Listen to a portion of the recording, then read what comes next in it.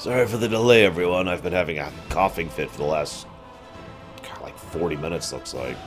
Ugh. Literally, I've just been sitting here, hack, hack, hack. Hack, hack, hack. I'm still coughing a little bit.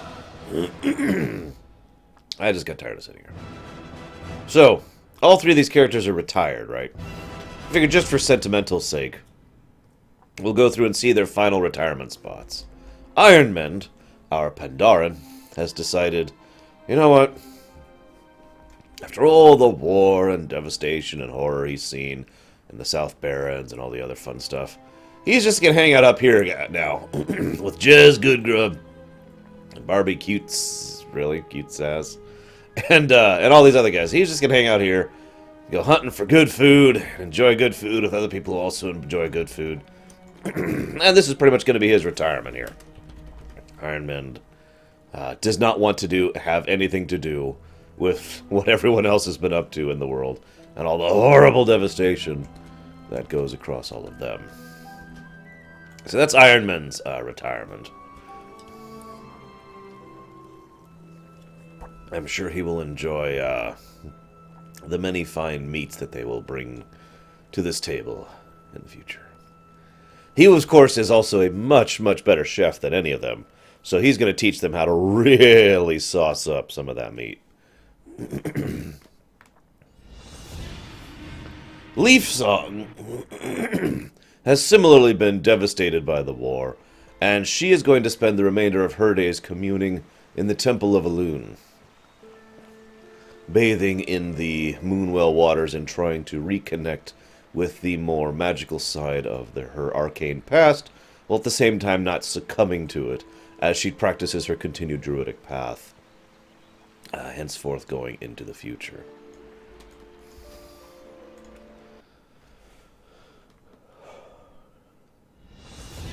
Despire, our warlock, has been disgusted by all the horrible things she's had to do in service of the Forsaken. She has formally pledged her servitude to the city of Hearthglen and to the Argent Dawn.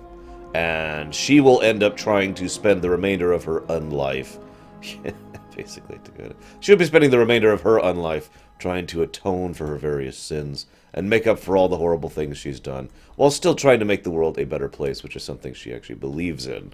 So she's effectively ended her career as a mercenary, aka an adventurer, and will be henceforth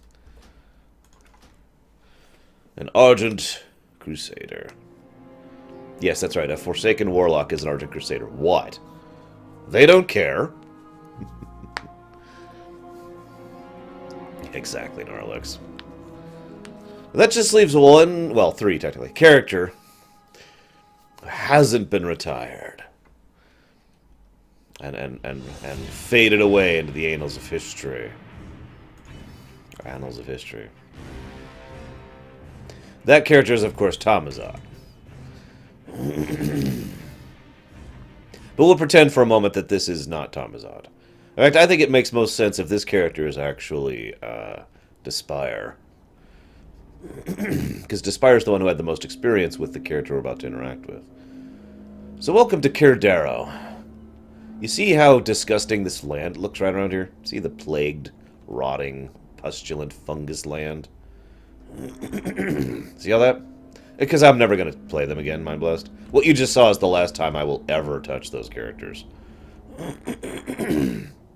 So you see all this? This is kind of what the West Plagues used to look like, and what a decent chunk of the East Plagues still looks like. Just once again, for those of you who weren't doing things back in the day. Nope, no delay on my end. And of course I have the quality cranked down as usual. As per usual.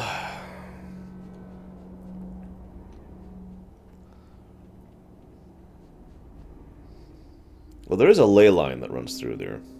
So this is Charlemagne's. But before, I want to talk really, really briefly about Cathedral.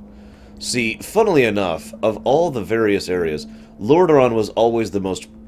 I think the word urban is the word I want to use here. Lordaeron was the most urban of the human kingdoms. There's a little bit of a shot of Cathedral from the sky here. As you can see, it had its own little blacksmithy and all that fun stuff. I like how they had walls inside a mountain thing. That's just so unnecessary. Quick, real fun fact. This has been here since vanilla, too. This is actually part of Charlemagne's. In fact, you used to fight the gargoyle boss on this very... balcony, I guess? Balcony, yes. Right here. Anyways. Probably Takoida. But what better job... Who better in the world to fix that than the Blood Elves? Who have ridiculously extensive experience with magic. I mean, come on. So... Caradero is a little emptier than it used to be. Used to be ghosts roamed around here fairly regularly. Nowadays, it's just kind of completely abandoned. But I wanted to mention that urban thing. We'll kind of be talking about that later, too. But so this was Lordaeron, right? These 3 zones. So, just off the top of my head. 1, 2, 3, 4, 5, 6, 7, 8, 9, 10, 11, 12... 13, 14, 15, 16, 17, 18, 19. 19 towns in these 3 zones. And those are just the ones we see in WoW. But again, that gets across the point that I'm already emphasizing to you. Lordaeron was the urban center of the human kingdoms. Dalaran, while a powerful kingdom, was just Dalaran and the surrounding areas. Alterac, again, mostly just this entire region here. Stromgarde, of course, was hardly developed at all. Basically, it almost universally settled within Stromgarde Keep. They held all this territory, of course, but most of this was just manors and townships. Gilneas, of course, was a little bit more widespread, having several cities in addition to a chunk of this. Stormwind, even despite being technically holding more territory, it was still less developed because so much of it is just farmland and whatnot. No, Lordaeron was the urban center, arguably of the world, really, at this point in the era. I just feel like pointing that out because it's so appropriate and makes perfect sense in hindsight that the Cult of the Damned would target here rather than anywhere else. Ignoring the fact that these people were primed and ready to go for willingly joining the Cult of the Damned, there's also more people here than anywhere else, and those people are tightly crowded more than anywhere else, so the plague would spread faster. So, Caradero was just another one of those victim cities. As you can see, they never even got to defend the city properly. It fell to plague before it fell to armies. You can still hear some of the ghosts, ghost children running around chasing each other. Try not to think about that too hard. This, of course, is their primary fortress here, which was taken over by Ross, I believe, was actually the first person to actually take it over. I could be wrong about that, forgive me. But he's the one who converted it, at least if I remember correctly, into the Schoolomancy, or Charlemance, if you prefer. Yeah, exactly, Takoida. Charlemance was infiltrated and then slowly converted into a housing place for the Cult of the Damned. Some of the members of the noble family living here were willing, some were not. So, fun times for all to be had. Now, back in vanilla, this place was actually exceptionally different. The entire layout of the place was different. It had more bosses, first of all, and was basically a raid. It wasn't literally a raid, it was a 5-man, but you could go in here with 10 people, and in fact, back when this first came out and people were first reaching it, 10 people was the norm, because it was hard. And it had several, like I said, it had quite a few side bosses and optional bosses, including Ross himself, the Lich at the end. Later on, it got to the point where you could actually 5-man this with more regularity. I have 2 bits of nostalgia that make me tend to enjoy Charlemance more than, other instances. First, and most importantly, so the first major guild I ever joined in this game, that's a lie. The second major guild I ever joined in this game. The first major guild I ever joined was called the Grey Council.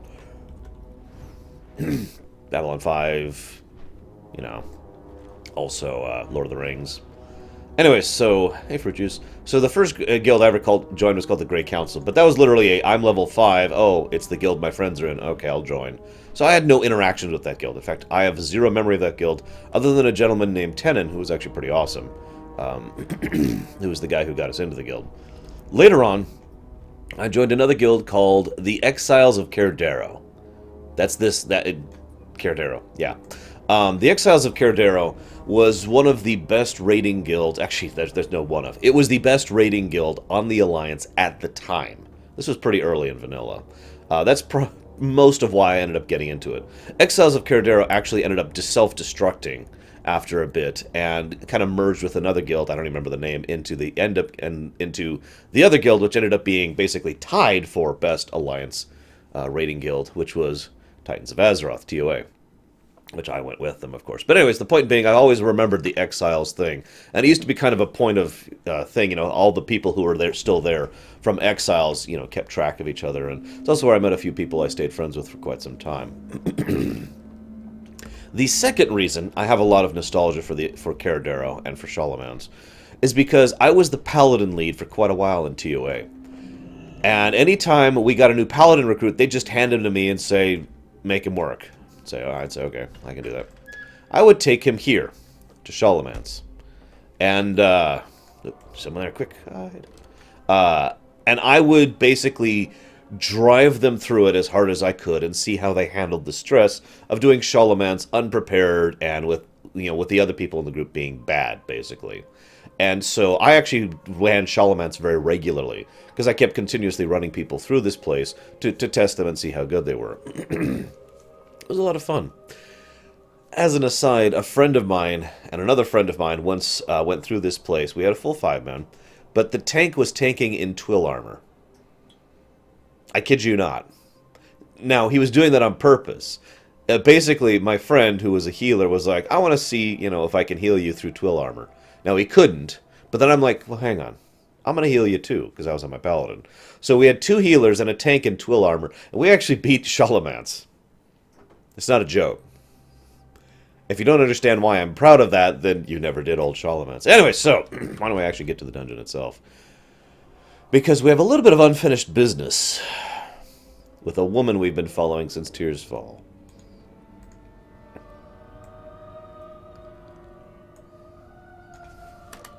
But first, individuals seeking to master the powers of undeath know well of Charlemagne's, the infamous school of necromancy located in the dark and foreboding crypts beneath Cathedral.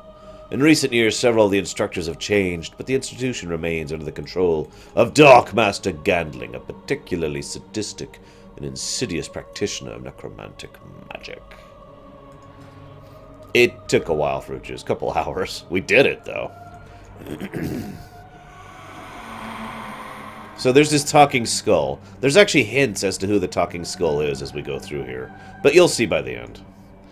I and my family fell victim to this place what seemed like ages ago. Let our fate serve as warning to those who would meddle in necromancy. Help me to lift the curse, rogue. Destroy Darkmaster Gandling.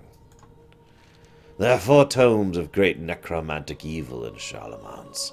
In the Shadow of Light, Kel'Thuzad's Deep Knowledge, Forbidden Rites and Other Ritual Necromantic, and the Dark Grimoire. As we make our way through this cursed place, find and destroy each book, so no other fool can come along and learn their vile secrets. The key to lifting the curse of this place rests in the final death of Darkmaster Gandling. Do it, Tamizat. Make him suffer. You used to be able to jump down here. You can't anymore. So yeah, welcome to this place. It's actually, believe it or not, it's been changed more than you'd think from its original vanilla version. To explain what I mean by that just a little bit more. Obviously, it's the same general structure of the terrain, but the Doodad team, who I've given so much praise to throughout the course of this... oh, trust me, these books should be burned, Dakota. It's just one of those rare times I agree with that concept. Now I've lost my train of thought. The Doodad team went through and really redid this place. Changed the lighting, changed the positioning of the art design, and basically completely revamped the specific details of how Charlemagne's looked. Now in session. Yeah, there's another female lich, by the way. Here we go. Do try to keep yourself alive until the end. We're coming for you, Chillheart! Time for payback. What am I missing? Maybe it's over here. I'll just walk over here as if nothing's... Oh, God, there's a rogue stabbing me in the back. Ugh. So, as I mentioned back when we were going through Anderhall, for all intents and purposes, the Cult of the Dam is gone. The Scourge are gone. You know, I kept calling them Scourge Light. It is worth noting that there is still a threat. It's just not anywhere near the same scale or type of threat that the old Scourge, or that the old Cult of the Dam presented. Notice how they actually walled up this balcony, by the way. So, this is something that needs to be dealt with. There are a surprisingly large number of people here willing to learn the necromantic arts. But then again, that really shouldn't be that surprising. For all, in every way that matters, this world, as of this point in time, Cataclysm, is actually worse than the world back prior to Warcraft 3, just after Warcraft 2. So I imagine even more disenfranchised people and power-hungry people would be interested in moving through here and trying to learn the necromantic arts. Here, come here. Come here. Come here. Class dismissed. Ah, crap. I didn't mean to aggro the boss. I was in a really bad position for aggroing the boss there. Hang on. I just pulled a hunter. Actually, this might be a Pandaria dungeon. I might actually have to be a little careful if this is a Pandaria dungeon.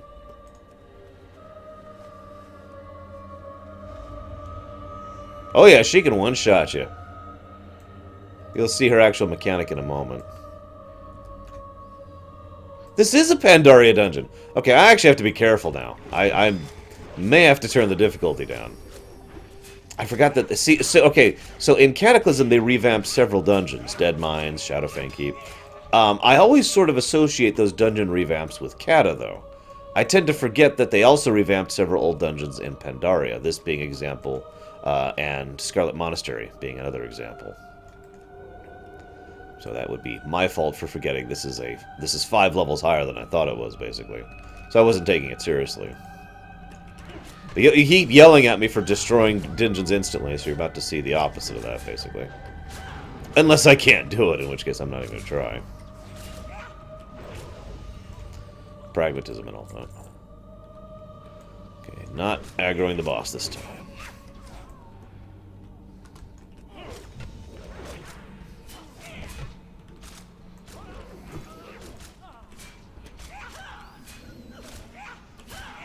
So, who is this boss? We should probably actually explain that here. This is the Instructor Chillheart. Course. Introduction to the Dark Arts. Insert Harry Potter joke. Instructor Chillheart journeyed from Northrend to teach aspiring necromancers discipline, harshly punishing those who disappoint her. She commands the icy chill of the north and masterfully uses Shalomancer's libraries to deadly effect. So yeah, she's actually a really fun boss. She's basically a DPS race boss with another mechanic involved. Here, I'll demonstrate. Class dismissed. So you see that giant wave of ice over there? That Your giant... soul cannot withstand my power. You notice how it's getting closer? Yeah, if that reaches me, then, well, I'm dead. So I'm going to try and drag her back a little bit. Hopefully. There we go. Okay, we're dragging her, we're okay, we're okay. And then, of course... I can never die. She goes into her phylactery. Now, technically, this is the easy part of the fight right here. But, because you see all those books running around burning? Yes, that's right, the books burn you. And the books can freeze you. And the books can hit you with lots of damage. This cannot be! I mean, I know they say that knowledge is power, but I never realized how literal that was. That is a clever trick, though. basically using the massive amount of magically imbued writings, for lack of a better term, to literally cause magic to come out of them. Based on my understanding of the setting, what is probably happening there is she was literally consuming the books like you would a scroll. So in other words, but if she had actually defeated us, all that would be left of those books would be blank pages. Kind of a small one-winged angel moment. So, as you can already see if you remember Charlemagne's, this is really different than what it used to be. This used to be in a completely separate section right here. Let's clear these guys out here.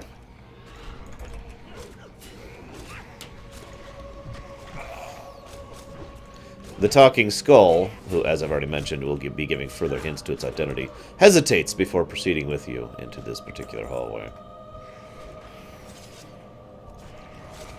There it is. There's the one I always miss when I'm doing this stupid quest.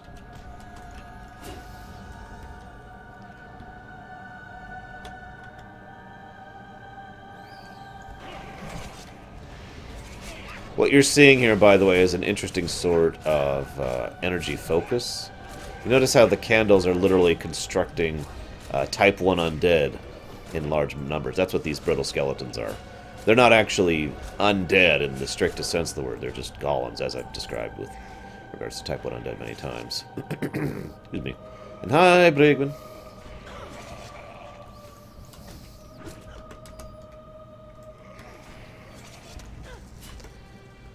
There we go.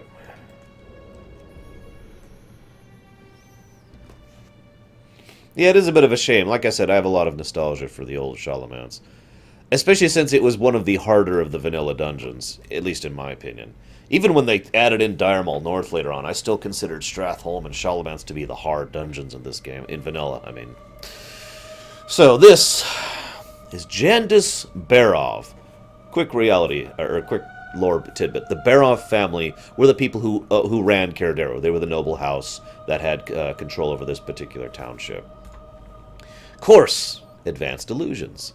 Barov's spirit lurked in the recesses of Charlemagne's for years, but now she's taken a more active role in educating the next generation of magi. Her vast knowledge of illusions has made her a valued educator and a dangerous opponent to anyone foolish enough to draw her ire. So I just feel like bragging for just a second. I'm sorry, but damn it, I have to brag about something. I have to be good at something, right? I'm pretty good at perception. Which is funny, because I have terrible eyesight without my glasses. But I'm serious. I have good situational awareness. Oh, crap. The dungeon's going to reset in 10 minutes. I totally spaced that. So, when you fight her... Oh, it takes some real stones to challenge the mistress of illusion. Well, show me what you've got. Well, Come, try your luck. She does this. And she turns into all these whirling illusions. Only one of these is actually the real one. And I'm actually usually really good at picking out the correct one. I'm actually not going to bother right now, because I'm on a timer. There's an achievement for never failing, for never getting the wrong one.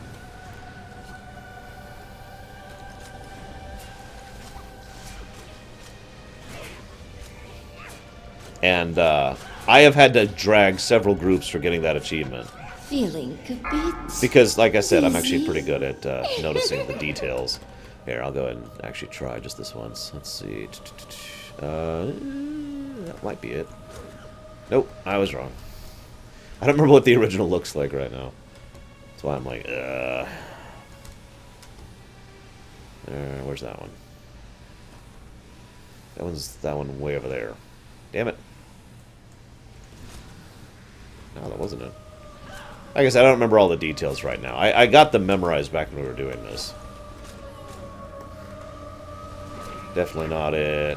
Definitely not it. There she is. I can prove I have this achievement. I just have to look at it. What is that one? Doria Dungeon. There it is. Attention to detail. hurts. Unreal. I feel kind of bad for her when I kill her, because her statement kind of indicates how incredibly ignorant and naive she was about what she was doing. So, hey look, it's Lilian Voss! My dear, it appears we have visitors. Friends of yours, Voss? You there. Make yourselves useful and deal with these summoners. So if you ever wonder what Lilian's sounded like. Their deaths only serve to empower my summoners further. Behold! You feed their souls to their brethren? You are sick.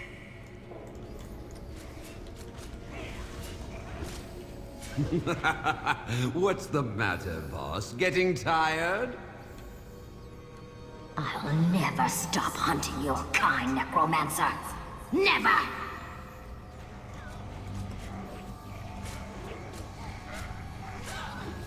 Isn't it beautiful? The weaving of flesh and bone and soul. We'll see if you revel so much in death once I've ripped out your throat.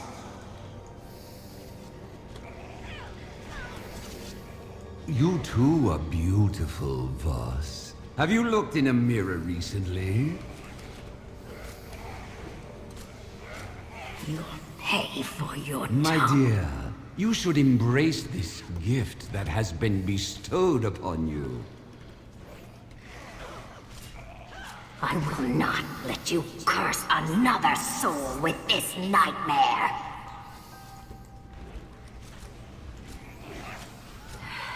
Run, necromancer. Your life ends once I catch my breath. Come, Voss. Your fate awaits you. I like how she moves through the bars just like she used to be able to. Nice little touch there. So all the bones in the room come together to form the new Rattlegore! Course Reanimation 101. Rattlegore was thought to have been destroyed in Anderhall, but Gandling immediately began preparations to reanimate the clattering terror so he could guard against intruders. The Darkmaster sought to make Rattlegore more ferocious than ever, imbuing him with the insatiable desire to harvest raw materials from his enemies. This is an interesting fight, in that whether it's difficult or not depends entirely on if your players are paying any kind of attention at all. Basically, if you have bone spikes, you're fine.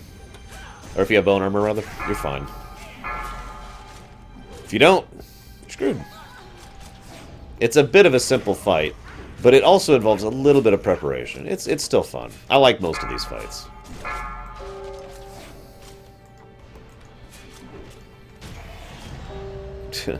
Basically, he has this ability called Bone Spike, which does a ridiculous amount of damage, and back in the day would just plain one-shot you. Unless you have bone armor on, which you can get by clicking the piles around the room. You have to click a pile that's not currently on fire, though, or at least you should. So, these are the Krastanovian Butchers. As I pointed out earlier, the fact that Krastanov has followers is kind of gross. This whole room is kind of gross. Yes, that it's all red tinted for a reason. Yes, those are giblets just lying around on the floor. Yeah. Hang on. I gotta do something. Don't worry, I think I can live through this.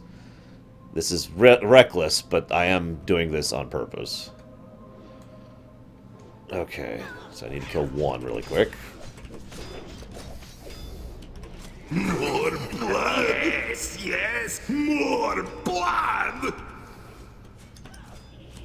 So warm, so red! Ew. Dripping and pouring and clotting! Always pumping, always pumping!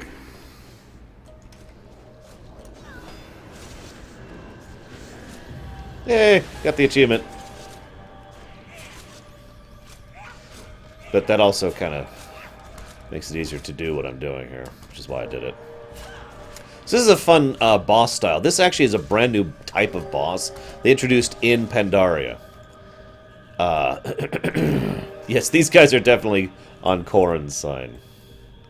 So you see that flesh horror? He has 1.2 million health and heals 10% of his health every second. So, killing him is infeasible. You see, those things are meat graft. They have 17,000 health and no buff. So, this, yeah, like I said, this is a new type of enemy. This is a new code thing they did in Pandaria, where there was like an enemy, but you don't kill the enemy, you kill the things attached to the enemy. And in killing those things attached to the enemy... Oh, there's a book here, isn't there? Then that's what actually kills the enemy. We see this in a raid later on, too, in Pandaria. There it is. I knew the book was around here somewhere. Burn. Alright, time for the awesome fight. Did you forget, girl? I am the Darkmaster. I command the undead. I won't let you.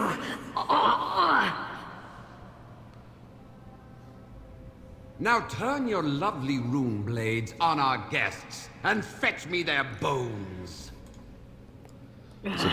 I can't fight him. So this is actually a really cool fight. You're fighting Lilian Feel Voss. her will breaking. Her soul burns so brightly. I don't need to. Now, Lilian, it is time for your transformation. You notice how he's using a rune to do this. End it now before he can. And then he basically rips out her soul. But we're not going to let him. What? Die, necromancer! The bones. Oh, you rat!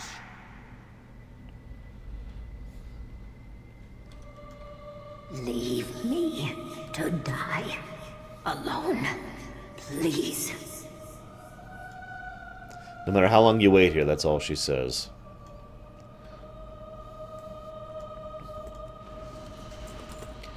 So yeah, you remember how I mentioned how runic magic can be pretty damn strong under the right circumstances? That's a good literal example of that.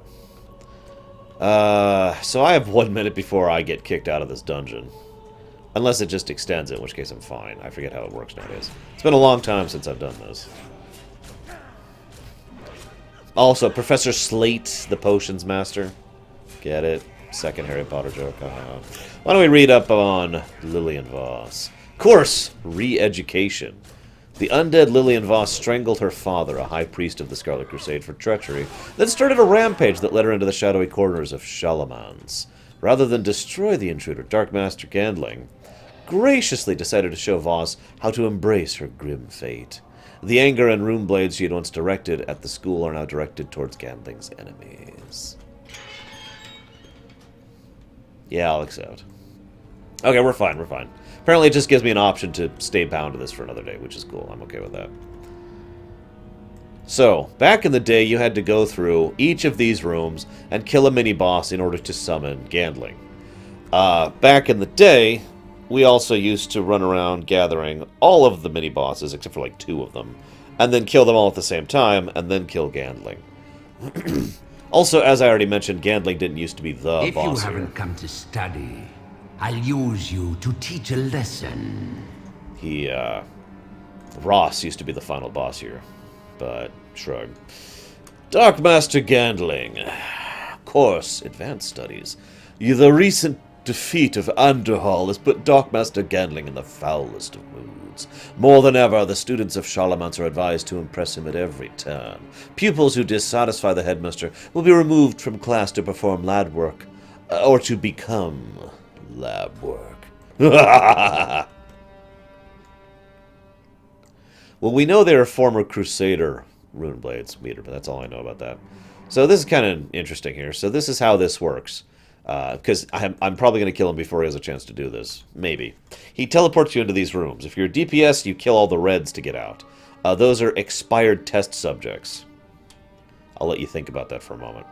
Or, if you're a healer, you heal the fresh the fresh test subjects. And once you heal them and dispel them, then you get out and you go back into the fight. It's a fun fight, actually. He also has Army of the Dead now, which is kind of fun. School is in session.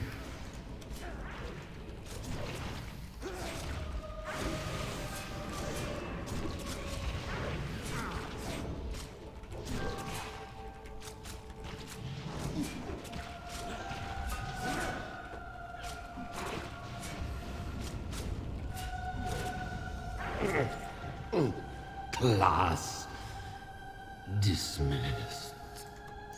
Down you go. And so we finally find that it was actually Alexei Barov all along. It's over. The curse is lifted. Thank you. Thank you. So yes, he was, he used to be one of the mini-bosses I just mentioned. One of the 6 mini-bosses in these rooms. In fact, he was in this room. This was his room right here. But of course, it's the spirit of Alexei Barov, because Barov was killed back in Vanilla Shalomance. Whoops, I'm missing a tome. Hang on, I'm missing a tome. Gotta burn those books. Burn the bones. The bones, no. It should be in here somewhere. Let's see.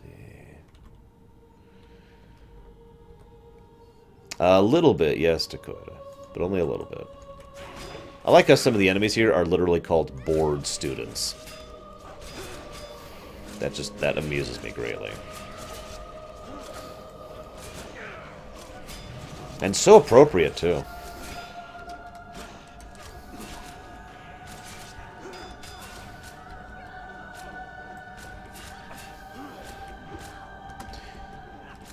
Come on. I only have a little bit of lore to share with you about Darkmaster Gandling himself. It's kind of interesting, though. There we go. Bernie, Bernie. So you remember how I mentioned that any form of magic can be taught? Well, I have that thing. One of the other interesting little facets of this setting, which I'm not sure I agree with as a writer, is that some people have more throughput. To explain what I mean, let's say that there's 2 mages. One of them learns Meteor or whatever, Magic Doom. The other one learns Magic Doom. Both of them can learn the spell equally. But one of them has more innate natural ability to cast that spell than the other one. So the one with the more innate spell has more throughput. In other words, he can do like 20,000 damage with it, whereas the other one can only do like 5,000 damage with it. It's the same spell, but that innate talent changes how it channels through them. Make sense? I don't quite like that idea, just because I prefer the idea that anyone can become anything if they apply themselves, as opposed to, you'll never be as good as Johnny over there because Johnny has innate talent. Although it is worth noting they use that to good effect literarily-wise in several cases, where sometimes someone has so much natural talent they just coast on it, and things go badly for them. Anyways, the reason I mention this is Darkmaster Gandling is probably one of the most well-learned necromancers other than Kel'Thuzad himself. He's way up there on the totem pole as far as sheer book knowledge. And yet he's actually one of the weakest necromancers we encounter throughout the course of the series. And again, it's that same thing, very little throughput, despite having a tremendous amount of knowledge. It's one of the reasons why he became the Darkmaster. He was the one who actually was sent here so that he could teach others how to do it. And because he was so well learned, rather than becoming, say, like Ross, Frost Whisperer, who again was the old leader of this dungeon, and much, much less learned, but much more powerful, if you understand the difference. There are, of course, the few people who are well-learned and very powerful. Jaina comes to mind, Khadgar, Kel'Thuzad, but you get the idea. So anyways, the 4 tomes! Thank you, Tomazot. With the destruction of these tomes, I'll go to my final rest knowing these books will never again haunt a living soul. Behold my true form. I owe you a debt, one which I can never repay, but I thank you for lifting the curse of my family. Kel'Thuzad, the Lich King, Gandling, they're all dead. Maybe I too can find some semblance of peace. I hope so. It has been theorized if people like Barov would go to the light or go to the dark. And I don't have an answer for you on that one. Because we know that the light and the dark can be a little bit judgmental about who goes where. But I would imagine people like him end up going to the light because they were effectively cursed rather than, anything else. Oh, by the way, so there used to be a whole wing over there of stuff you could go to. Ignore the blood. That's where you'd fight Rattlegore. And there used to be a wing over here where you'd go to fight the illusionist, Jandice. Ah, crap, he saw me. No, what will I do? I'll have to run out the entire dungeon, just like I was already planning on doing. Damn. Oh yeah, and over here was the patio, which I mentioned earlier. You can actually still see the patio there. It's just locked off now. Like I said, this dungeon used to be actually much larger. and much more difficult. Well, that's actually that's not a fair thing to say. When we first hit Pandaria and hit 95, this was among the harder of the new dungeons, of the new heroics. Obviously, the regular mode of this is like a level 40 dungeon, so obviously that's not hard. But doing this at 90 heroic mode, this place was rough. So with Darkmaster Gandling done, we have finally ended Lilian Voss's story. Sort of. Oh god! There was a rare undead in my face. I didn't mean to, I'm sorry. Now, everyone assumed Lilian Voss actually died there, because, you know, she literally says, leave me alone to die in peace. Unfortunately, it turns out she didn't actually die there, because we see her again in Warlords, sort of. Her story has effectively ended, though. We haven't seen her actually do anything story-wise since the moment that you just saw. So next we'll be doing the Eastern Plaguelands, which, well, you can literally tell the difference if you go side by side here. So I mentioned how they've been reclaiming the Western Plaguelands. I need to go north just a little bit to make this point clearer. There we go. Got to get the terrain changed. So here's the Western Plaguelands. Green, living forest, you know, all that kind of stuff. Much, much better off than it used to be, obviously, again. This is the Eastern Plaguelands. You can kind of see that the Eastern Plaguelands haven't really been fully reclaimed yet. Although they are more reclaimed, and I'll be pointing out the ways in which the Eastern Plaguelands have started getting better as we go through it. But yeah, for all the good they've done in the Western Plaguelands, the Eastern Plaguelands are still Plaguelands. Western Plaguelands, you couldn't even call that technically anymore. Might as well just call that, you know, East Lordaeron or something at this point. But, you know, tradition, you get how people are. What you're seeing right here is a good example of that, by the way. That's just water. And I know you're thinking, why is that significant? Because it's water, as opposed to muck. Didn't used to be a lot of sources of water that weren't muck in the Eastern Plaguelands back in the day. Hey, look, living trees. Holy crap. Now, this area will probably be the last area to actually be reclaimed. This is, of course, the Plaguewood. And I shouldn't have to explain why it's called that. This place is pretty much disease and death incarnate. Oh, and then there's Stratholme. Nice little touch with the fire smoke still coming over it, don't you think? And you can't actually fly over there, as you can see. But yeah, that's Stratholme, which is still on fire after like 9 years. I'm starting to think it's like just maybe they want the fires to keep burning. Every now and again they just drop another, you know, torch onto the pile or something. I don't know. I don't know.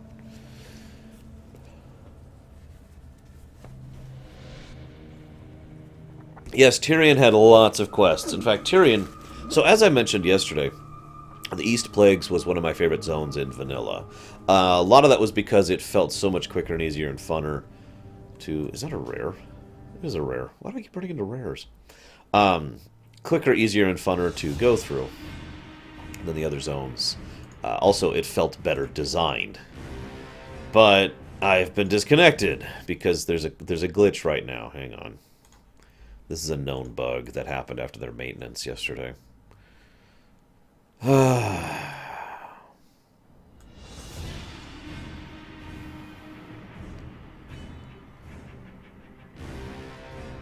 Okay, so hopefully it'll let me change realms this time. Hopefully. Fingers crossed. Okay! We're back. Anyways, now I've totally lost my train. Oh, yeah, Tyrion was there. My favorite quest chain in all of vanilla was here in the East Plagues. It was the Tyrion Forging quest chain.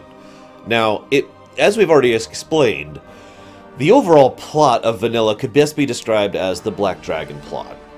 It started in literally the starter zone, Northshire Abbey of Elwyn, and you go through. It went through Elwyn Forest, and then it led into Westfall, and then it led into Lakeshire, and then it kind of meandered for a bit. But there was bits of it in Duskwood, there was bits of it in the Burning Steppes, and then there's the whole Black Dragon thing, which led to the Onyxia thing, which led to the Dark Horde, which led to Nefarian, and blah blah blah blah blah. And that was like the overall plot, the main plot of WoW Vanilla, right? Even though WoW Vanilla had lots of other stuff and kept going after Nefarian died, that was the central focus of the plot. But the quest chain, the specific chain that I remember enjoying most back in vanilla, was the Tyrian Forging chain, where you found this random guy just out on the outskirts of the Eastern Plaguelands who's just like, hey, what's up? You want to help me out? And he gave you this really boring quest to do. But for once, it wasn't just because it was WoW Vanilla that it was a boring quest. It was a boring quest because he was testing your willingness to help a total stranger. And when you know, help him, he's like, well, maybe you're a decent person after all. And then he opens up to you about who and what he is, and we ended up redeeming him, and Tyrian Forging becomes awesome again.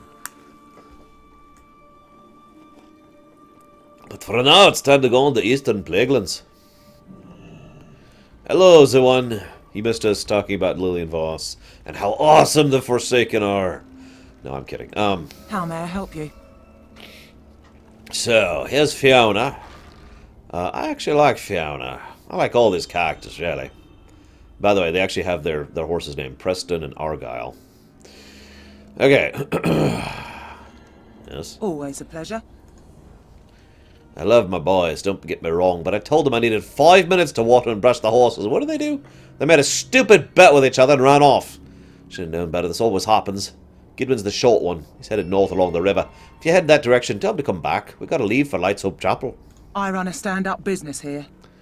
As soon as we stopped, they made a bet on who would kill the most undead in 5 minutes. It's been an hour. I'm still waiting for them to come back. So I'll run off to the southeast. Spread the good word, eh? So I like the new East Plaguelands basically as much, if not more, than the old East Plaguelands. We're basically going to be following the tales of these three people, the Worgen, the Dwarf, and the Blood Elf, as they journey through here on their quest to become members of the Argent Dawn. Yes, that's a good question. Samurai, did you ever get to witness the creation of Kingdom Hearts? Did it fill you with the power of darkness?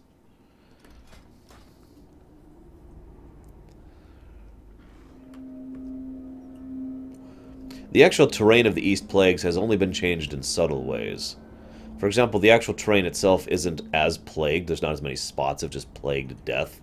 It's still got that kind of amberish, deadish hue, though, obviously, as you can see just looking at it. And again, most of the water here is actually potable water now instead of not.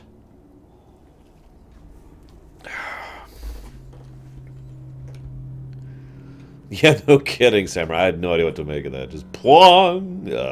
Okay. So yeah, if I haven't made it clear as we showed off our retirement of the other three characters, this is the last character we'll be doing through the 1 through 60 content. So all the rest of this is all going to be Deutsch. Our alliance, Dwarven Hunter. By the way, hi to everyone. I haven't said hi to hi, everyone. Hi, what's up? Well, I don't know where Gidwin is. What's on your mind? Terna, is that you? Wherever you are, you might help me out of this thing. Should have seen me in the fight. I must have killed 6 of those beasts when you...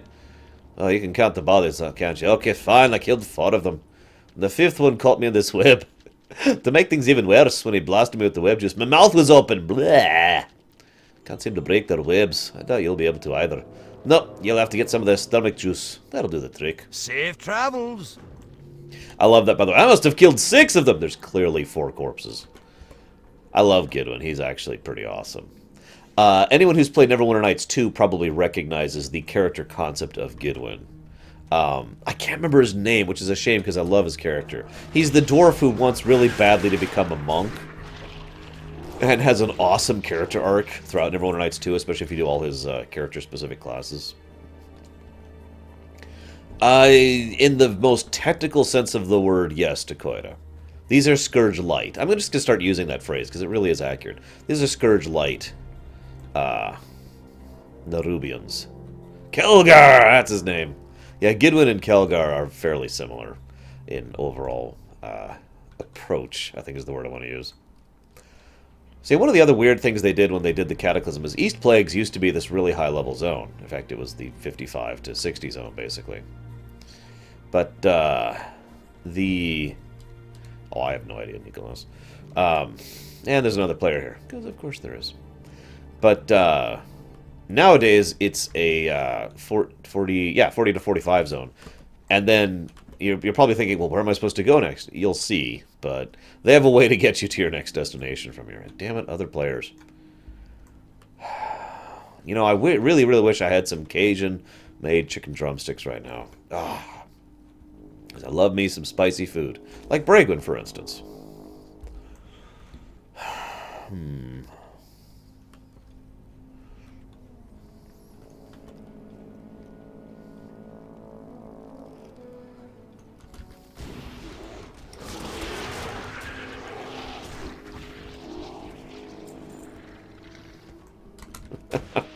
You haven't been around for the hashtag other players thing, have you, Samurai? There have been several instances in this game where the lore run has been stalled or delayed or made worse due to the presence of other players. So, hashtag other players. Yeah, I know, right, Shmadov? But the character moment was so awesome and so worth it. He finally gets to the monastery, and they're like, "You're an idiot." And he's like, "No, I just want to punch people." And then he goes through the whole character arc, and he gets it by the end. And that was just so satisfying. Make fun of Obsidian as much as you want. Their writing is just so good. Oh, it's like porn for people who like lore. Oh yeah, by the way, Kovac, that's a mod we've got going. We've replaced the sound file, basically.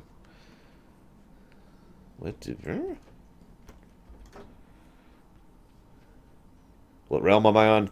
Realm Death to All the Living, I think is the formal title. Yeah, Zawun keeps trying to add more hashtags to the same basic hashtag, including ones that literally don't make sense. Like, he can't into MMOs? I don't even know what that means. I still don't know what that means. And I've been doing this lore run for over a month now.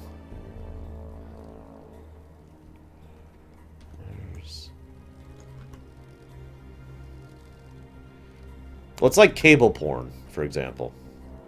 For those of you who haven't seen me do this joke before, all I'm going to say is go image search cable porn. Don't worry. It's safe for work. Just don't go past, like, the first page.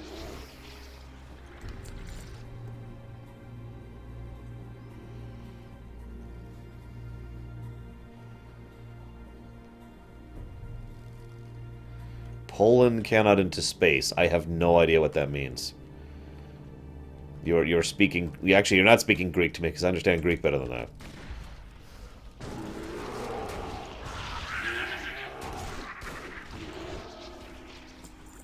Okay.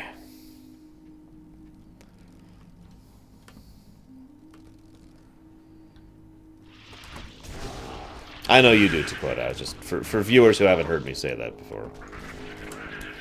It carries amusement with me, is all I have to say.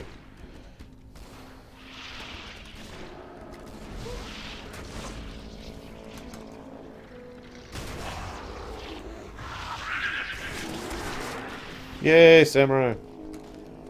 I was actually involved with helping a friend help do some cable organization myself recently.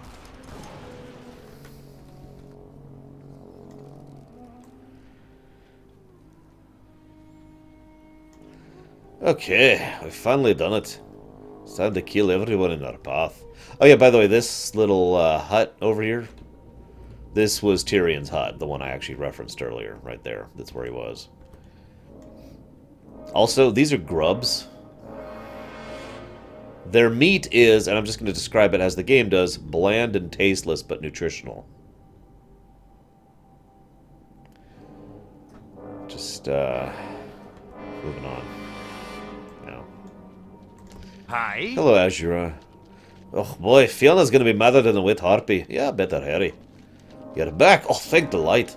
Before you throw that acid on me, I need to ask. Are you the guy who was here before? Are you one of those eight-legged cowards? I need to know whether or not I should smack you on my way out. Look, I'm not a Nerubian. What's your... Ow! Dude! Not a Nerubian. Come on. How are ya? Oh, sorry about that. I was pretty sure you were one of the spider beasts, doing a bad dwarf impersonation. How do you do? I'm Gidwin Goldbraids at your service. I'm in a bit of a hurry to get back to my caravan, but I was wondering if you could do me a little favour. My pal Fiona runs a small shop, and she could probably use some of the herbs that grow on the river shore. I'm thinking if we give her some herbs, she'll be much less likely to murder me. That's the plan, anyway. See you soon. Sure. Hmm? Oh, right.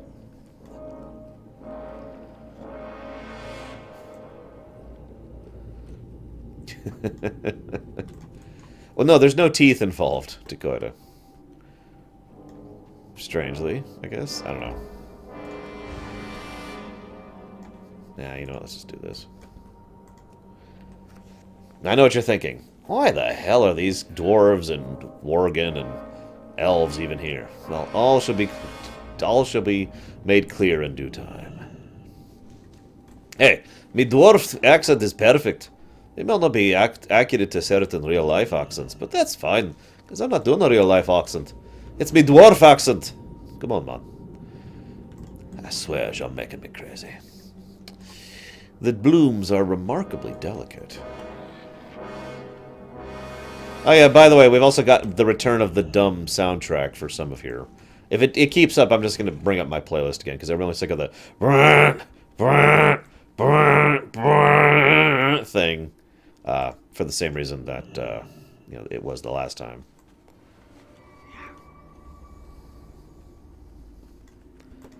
Got it! I don't like MMOs.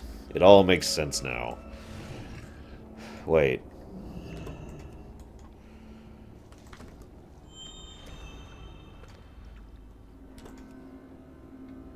No. I feel like the music changes later, but I don't remember exactly. We'll find out in due time. I'm a dwarf riding a bear with a bear. But how can you tell us apart? So, who's seeing Superman v Spider-Man, or excuse me, v Batman, this week or this weekend? I'll just go ahead and raise my hand because I am one way or another. I just don't know who I'm going with yet.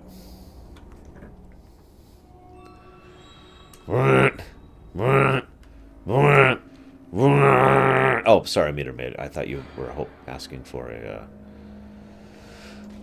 One other nice thing, they always show where Fiona's caravan is. It'll be there, then it'll be there, then it'll be there, and then it'll be there. And it actually shows its progress through the zone based on phasing, which is really nice. They actually use phasing extensively in the Eastern Plaguelands to show the continuing story of Fiona's caravan. It's pretty cool. Yes, Dakota, that is literally true.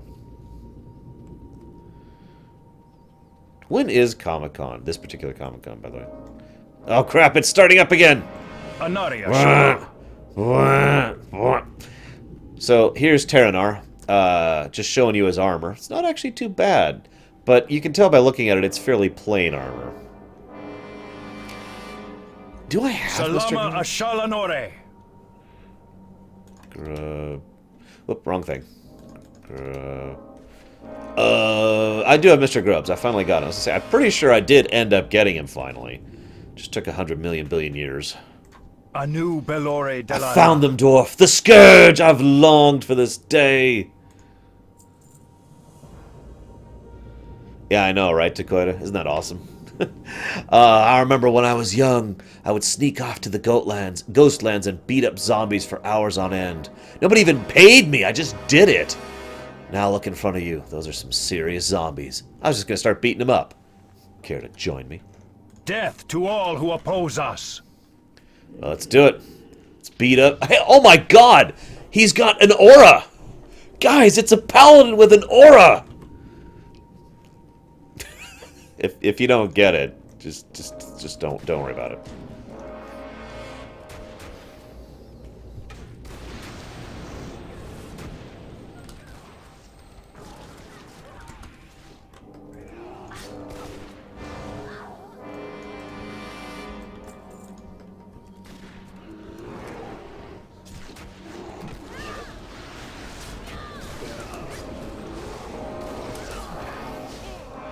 I miss the auras too. I say that I don't even have a really great like reasoning for it, other than the fact that it's a paladin, and I like paladin auras. I've liked that concept since Diablo 2. But yeah, for those of you not aware, auras are actually coming back in Legion. Yay!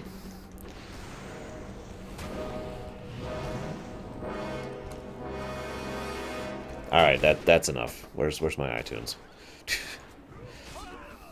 I'll take the iTunes off after we're done with the quests, and maybe the music will get better later, who knows. Well, let's see. Oh, it doesn't even tell me what it is. Okay, where's my dead playlist? Because the second time we need a dead playlist in a dead zone. Let's go with some World of Warcraft music, shall we? I mean, that sounds appropriate.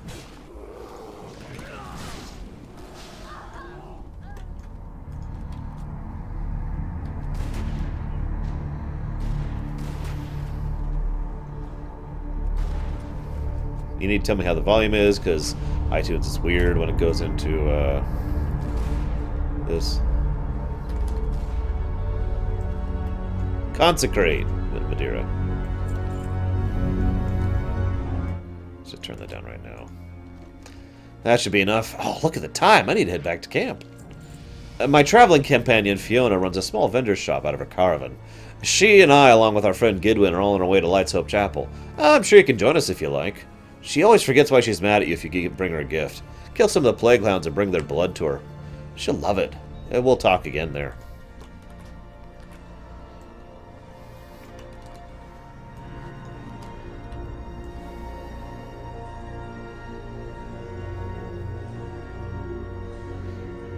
What do you think? Should I use the desert music playlist or the dead playlist?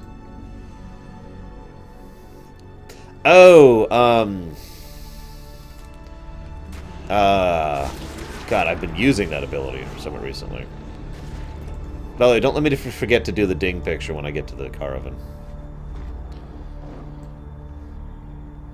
Her business is totally legit. Completely 100% legit.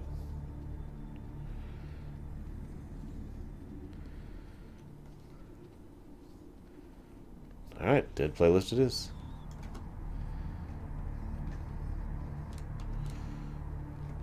Sarah's the one I'm afraid democracy has voted against you.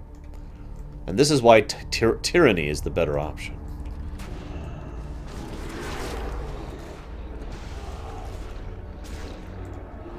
Seriously, how's the volume on the song? I like this, by the way. Plague Count Blood. It's not immediately apparent why anybody would want this as a gift.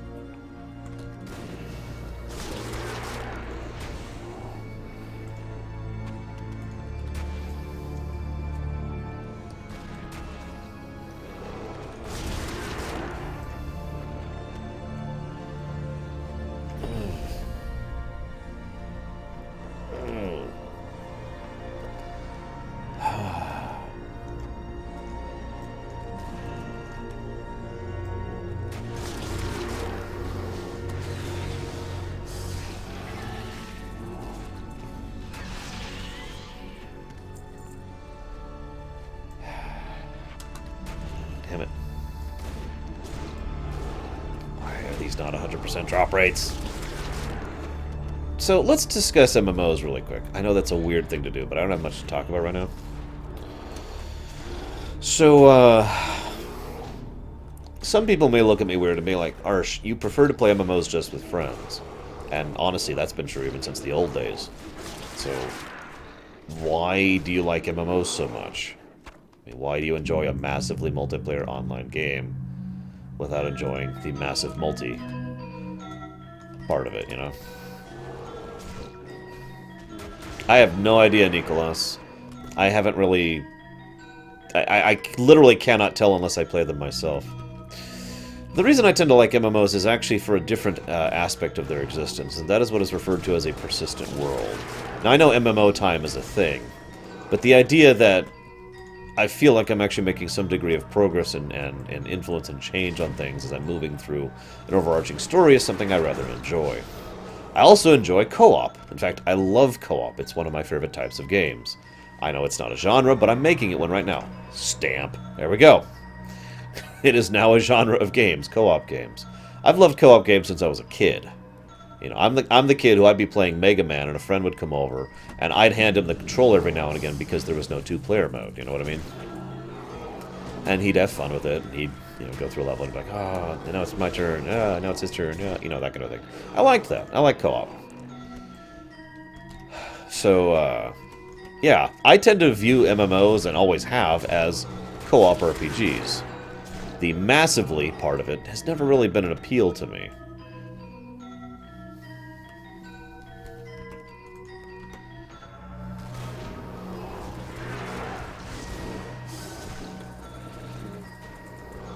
Yeah, hot seat and worms. Another good example of that.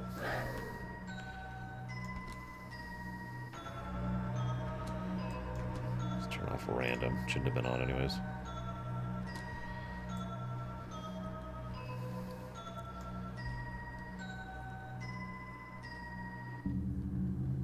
Alright, hang on. Let's see if the music's going to improve itself during this cutscene.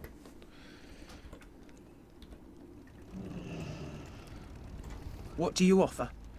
Oh god. Okay, I'm now picturing a two-player co-op Mega Man game, and it is pure joy in my mind. What? No Think tip? about that for a moment.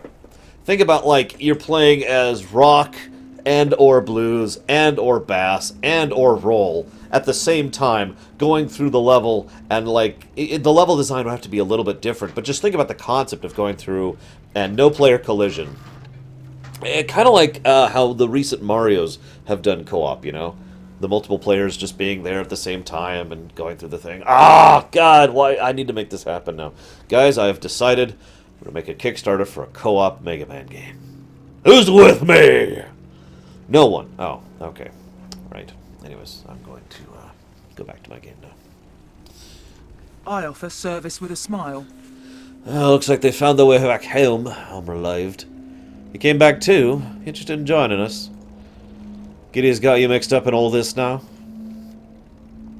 I'll tear that point-sized paladin to shreds before he... Wait a minute. Are those banshee bells? You brought them for me. Oh, Gidwin asked you to get them for me. That sweet little guy. Alright, he's off the hook for now. Cheerio. I have what you seek. Ah, I should have guessed it. Terna made you get me a gift. That thoughtless idiot. What was the gift, anyhow? Well, this is exactly what I needed. Fine, I'll forgive Terna for running off. You're welcome to join us. Hang on. Why is blood of Plaguehounds exactly what you needed? Now that the boys are back, you can head out. Head east. Please join us, I insist. Yesterday we were in Mender's stead, and I was telling Terna, we get two paladins and a shopkeeper, but you know what we need? A hunter. Don't look at me that way, I'm serious. Come on, hop in the car. The only honest merchant's a Gilnean merchant. By the way, you're welcome to borrow any supplies you find in the caravan, as long as you bring them back when you're done. Let's see, well, there's Fiona's Lucky's Charm, Gidwin's Weapon Oil, and Terranar's Talisman. The Talisman gives you a chance to do holy damage on successful spell attacks. The Weapon Oil gives a chance to deal extra damage on melee and ranged attacks. The Lucky Charm, of course, lets you get that stupid pet that I finally got. You're kidding, right? Oh, you mean in terms of combat. I was going to say, visually, it'd be really easy to distinguish different characters from each other. Gameplay-wise, it'd be kind of easy, too. Let's use the 4 examples I used earlier. You know, you could turn Protoman, into sort of a defensive tank-style, dragging attention to him kind of a play. Mega Man, of course, would be the adaptive character. That's pretty much his shtick. Roll would be difficult to make functional. We've seen roll playable in a Mega Man before, though, so I know it's doable. Probably, I'd say, make her have low defenses, lower health, and lower range, and she can't use other weapons, but the weapons she does have hit like a truck. So, you know, the greater risk, greater reward kind of a situation. And Bass, or Bass, or however you want to pronounce his name, would probably be more along the lines of much, much higher mobility, maneuverability, with lower damage and lower health, but that kind of a thing. It'd be fairly easy to do. Anyways, let's go ahead and turn on the weapon oil really quick. Let's do it! There we go. Shotgun! Hey now, why do you get to sit in front? Because I won our bet. And because I called shotgun. Oh, who says you won the bet? We haven't compared tallies yet. Fine, I killed 5 zombies and they were huge. How many undead did you kill? I'm pretty sure I killed 6. I'm going to bet that you only killed 4. How did you know that? I didn't. You just told me. So seriously, how'd your undead hunting go? I want to hear stories. Gidwin? Are you ignoring me? Giddy, you're not mad with me, are you? Remember when we were kids, Gidwin? We'd spend all day pretending to fight the trolls, or the murlocs, or the girls. Don't do this, Terranor. We had a name for ourselves. What was it we called ourselves? You remember damn well enough what it was. I'm dead serious. I've completely forgotten. The Paladin Pals. Kidwin, you can sit in front with me next time. Maybe I don't want to. Maybe I like it better sitting back here with me new friend. Smells like horses up there. Hey, there's a tower coming up on our left. What do you say we stop and rest for a bit? Although, nice touch. The ropes actually go to her, not just out in general. That's... yeah. And that sounds like a small deal, but that's relatively new as far as complexity in this game. Let's rest for a few minutes. I wouldn't want to lose a horse. The roads are rough. We don't lose a horse. Come on. They look exactly like they did when they started. Actually, I agree with Fiona. The Argent Crusade can wait for us a little while longer. Besides, our guest may want to get off the Caravan soon. You know, I can just hop off. It's not that hard. So, like I said, East Plagues was an awesome zone. You notice, by the way, grass and stuff is starting to... Chromy! Chromy! Wait, hey, Chromy, what's up? How do you know me?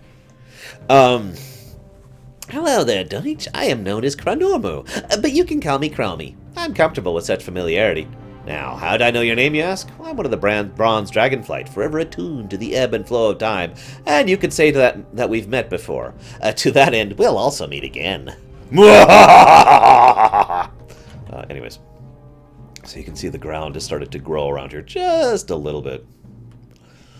But yeah, that's a good question, Zawan. But all I gotta say is, it does kind of warm my heart to see a female bronze dragon named Chromy. And to see a blood elf and a dwarf who are good friends and have been since childhood. Because, damn it, that's how it should be. Although, if you'll remember, that's not actually all that unusual, really. Remember that the high elves and the dwarves and the humans and the gnomes all actually got on together pretty well before the First War happened. Now, these guys are kind of young, but it's not that out of bounds to think that there was, you know, a group of family or a township out there that was multiracial, which these guys grew up at. I just want to know where that town is, because, damn it. Anyways, Open for business. Hope the ride wasn't too bumpy for you. Take a look around the tower of the Horse's Rest. There's no Lights Hope Chapel, but I'm sure you can find some way to keep yourself busy. A coin spent here is a coin for Gilneas. Say what you want, Zawan. I'm always going to call Chromy a she, because... Haven't we done this before? that's her voice actress. The same reason I call Yogg Saron a he, because his voice actor sounds like... I'm not interested in gender-neutral garbage right now. Okay? Chromy, she. Moving on. What do you need? Can you believe that after all the trouble we have in the Plaguelands, we have to worry about thieves, too? And not just normal thieves. Troll thieves. And not just troll thieves! Dead troll thieves! They're led by this big, dead troll named Zaldar the Outcast. And they come here at night and steal bodies from our graveyards. Take them back to their evil, dead troll hideout, the Undercroft. Go there and take out Zaldar. I'm sick to death of his mischief. Strength. We will persevere. While we're waiting here at the tower, we might as well see if anybody else is heading to Light Soap Chapel. The more the merrier, I say. Ask around, see if anyone wants to join our trip. Farewell. Yeah, sure, you're right. It's... oh my god, it's Carl and Redpath. Dude! What can I do for you? We all have been witness to terrible tragedies, but we must not let them drag us to despair. The battle for Darrowshire, another good quest in the East Plagues, still haunts me, dwarf. I wake up in cold sweats, convinced I'm still there, that it's happening all over again. I've coped with the loss of my comrades, but the loss of my family members is still cripplingly painful. One of my kin lost during the attack was my young niece, Pamela.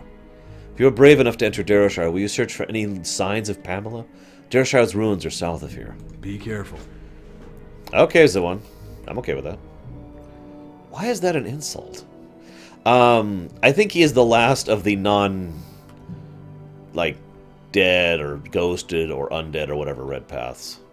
Pretty sure he's the last one of those.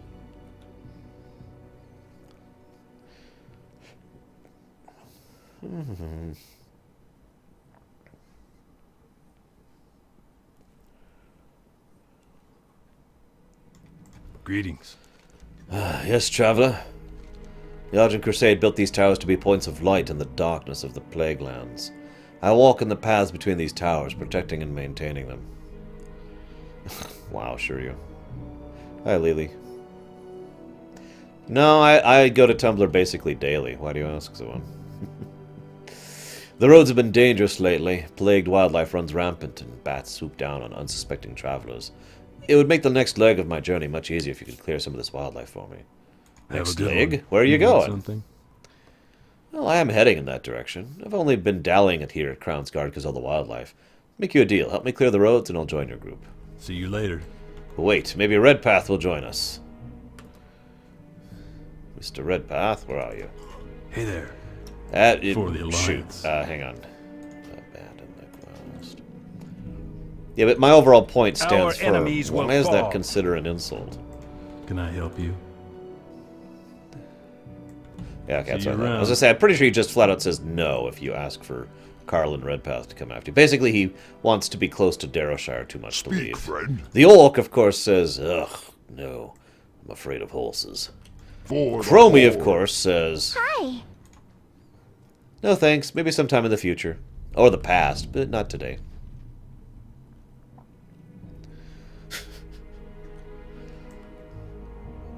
Just to say, I really don't want to get into that topic here. I do have that no politics rule, no controversial topics rule for a reason.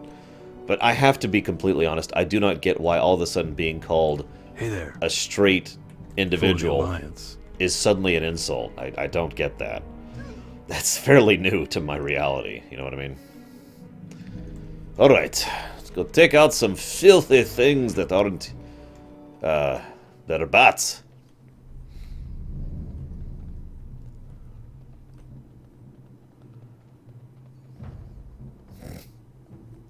I want to be a paladin, just like them. I can totally see that. Right. I am a hunter, not a warlock. There we go. Well, Extrassify, starting today at exactly 6 p.m. EST, those videos will start going live. The actual playlist is the Warcraft playlist. I know there's already videos in there. It will also be in the Lorerun playlist when I start adding them. It is worth noting I have to add them manually, so if they're not added immediately, that's why, because I have to go and do it myself.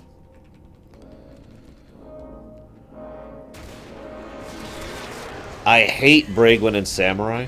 You both suck. You set that up, too. You totally set that up.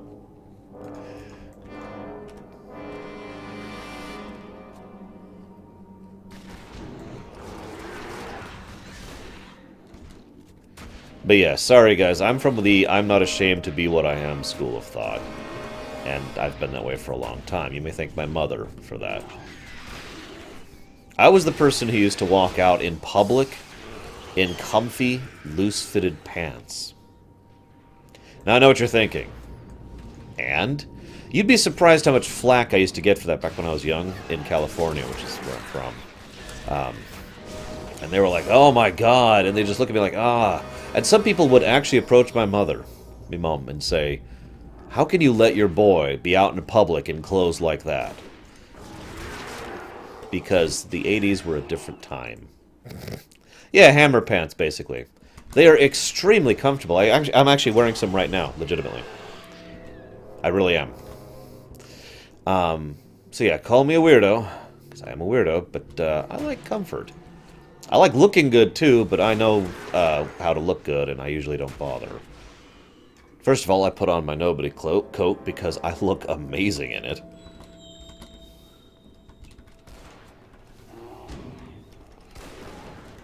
That's all I need to do, is put on the cloak.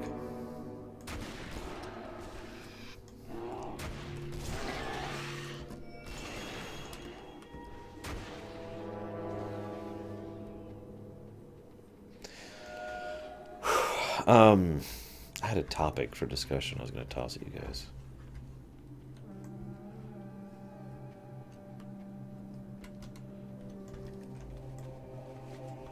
I can't stand jeans. Ever. I know some people say they like jeans because they're comfortable. That is such an alien thought to me. Jeans are so uncomfortable for me and always have been. No, I don't want to look sexy. I want to look good. There's a difference. You gotta say it right too. You don't look good. You look good.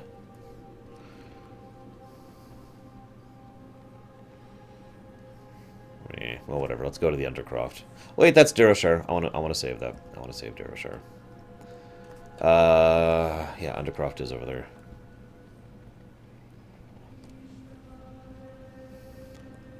So, I was made fun of recently. This was just a few days ago. It was snowing. Not a big snow. It didn't even stick. But it was snowing out.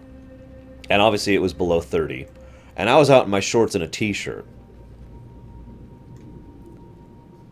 I just mentioned that because that's kind of my mindset on it. I'm comfortable in this weather because, you know, I prefer cold. And I, you know, this is much more convenient for me to wear these, and these shorts are comfy, and I have lots of pockets, so they have utility and comfort. That's pretty much a win-win for me. Watch me, Zuwan! All we need to do is give Darrowshire over to the Blood Elves, and it'll be fine. Anyways, but yeah, so people are looking at me weird, like, what the heck? Why are you wearing that? And I just mentioned that because to this day, I get weird flack for being weird, despite the fact that I'm actually one of the most normal guys you're ever going to meet. I mean, really. I've kind of come to grips with that over the years. I am not a special snowflake. I am the Lich King. There's a difference.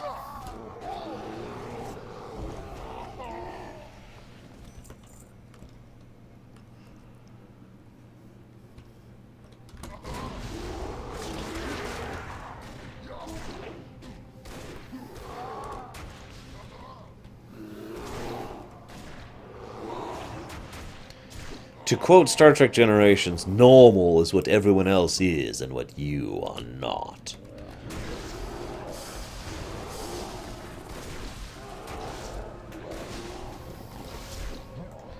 Which is my favorite quote from that movie, despite the fact that that movie was kind of subpar. In, like, a lot of ways.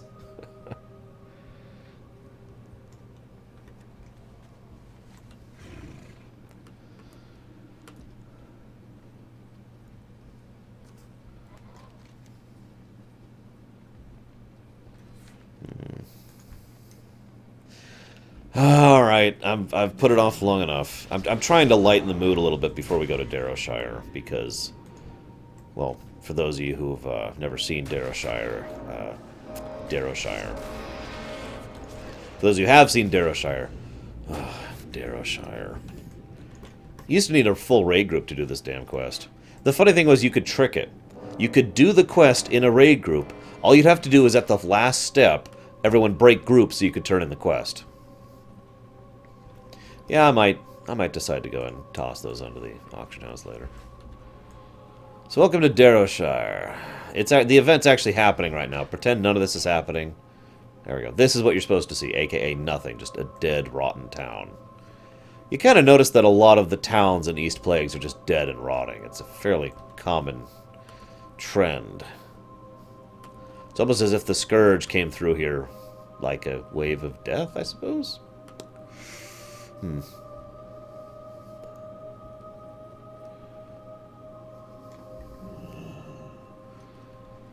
So some people asked what happens if you were killed or whatever as a child. Well, now to make this clear, this is a Type 2 undead. She is not actually an undead in the strictest sense of the word. She is a ghost who has no idea that she's dead. Hi, I'm Pamela. What's your name? I never feel warm anymore. My auntie Marlene told me to stay here in the house, because Father had to go and fight. My father's the bravest man in the whole world. But I've been here for a really long time, and he hasn't come back. Sometimes bad people come and whisper to me, and I want my dad to make them go away, but he's not here. Sometimes when it's get dark, I want to play with my doll, but I can't. I left it in the town. Will you go find my doll for me?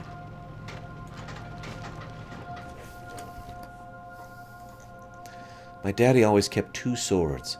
One for fighting with men and one for hunting with animals. I wasn't supposed to touch his swords, but I knew where he hid them. One day he told Mommy he was going to fight a lone hunter in the hills, but he brought his animal sword. But when he came back, he didn't have a sword with him. When Daddy comes back, he'll be so happy when I give him his animal sword. Will you go find it for him?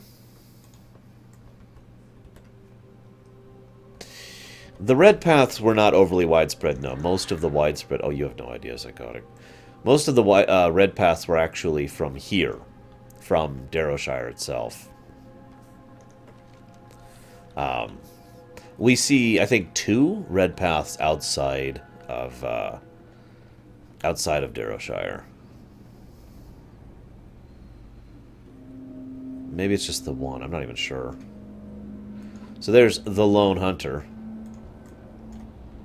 Or rather, what's left of the Lone Hunter. With his sword still in the ghostly remains there.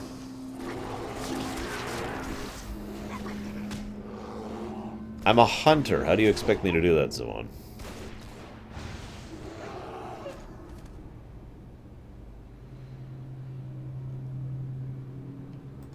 Vests aren't my thing. Short sleeve shirts. That's where it's at for me. Not long sleeve. I hate long sleeve shirts.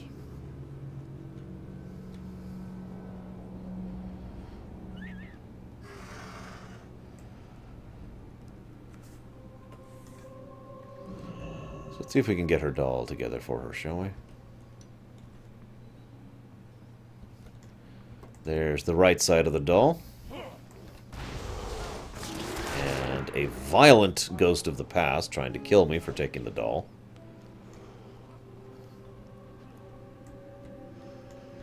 There's the head. Hey, Marley.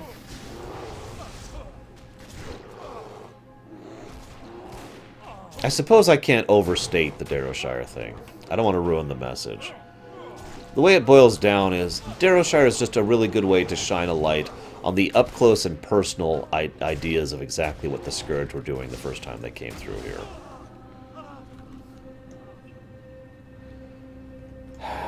Yeah.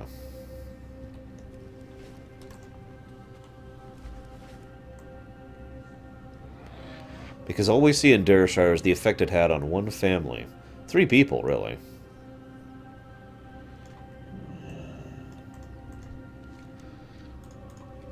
Did you find my doll? Oh, you found it. You found my doll. Thank you. Hooray! Daddy loved the animal sword. He seemed really sad when he didn't have it anymore. That's my daddy's sword. How'd you find it? Did you find the bad hunter?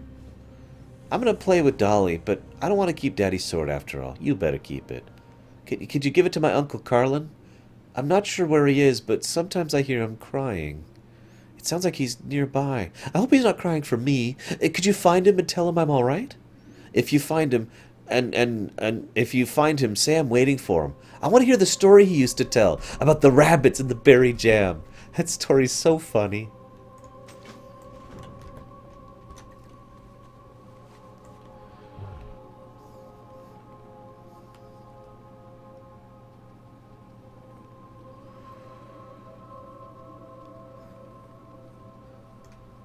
Ignore the giant beacon of light over the tower there.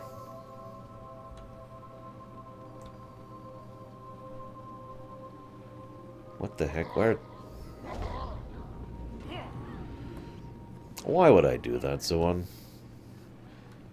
You're the evil one, not me.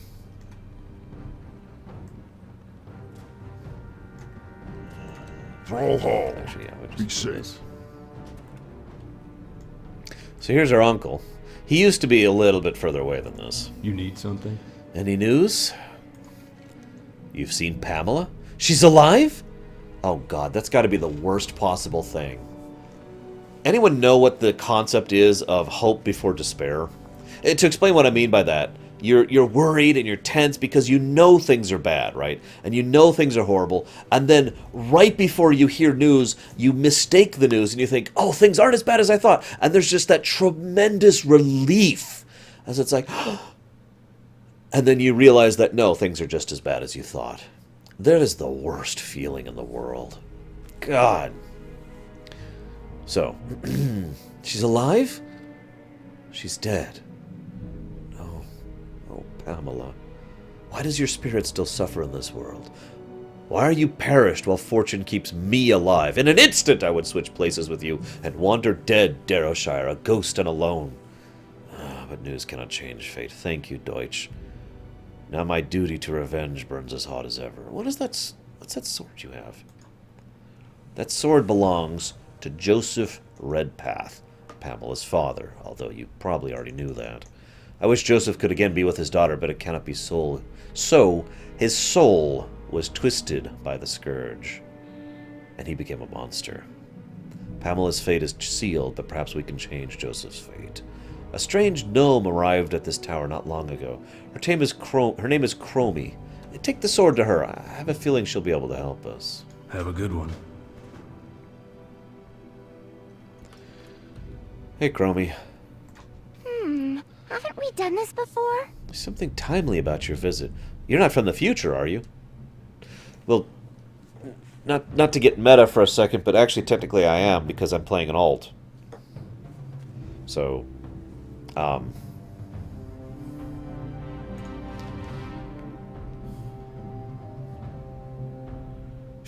have seen that, yes, laughing. What is this? A war sword? A butter knife? I'm useless when it comes to blades. Let me see. Ah! This sword was once in the hand of a great man, but there's tragedy in that man's past. You're here to help him? It's far too late for him now.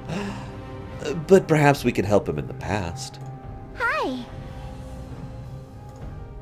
The Annals of Darrowshire tell us the villains of the battle. It tells how the ghoul lord Horgus the Ravager was destroyed by Alliance forces. He was slain on the foothills north of here.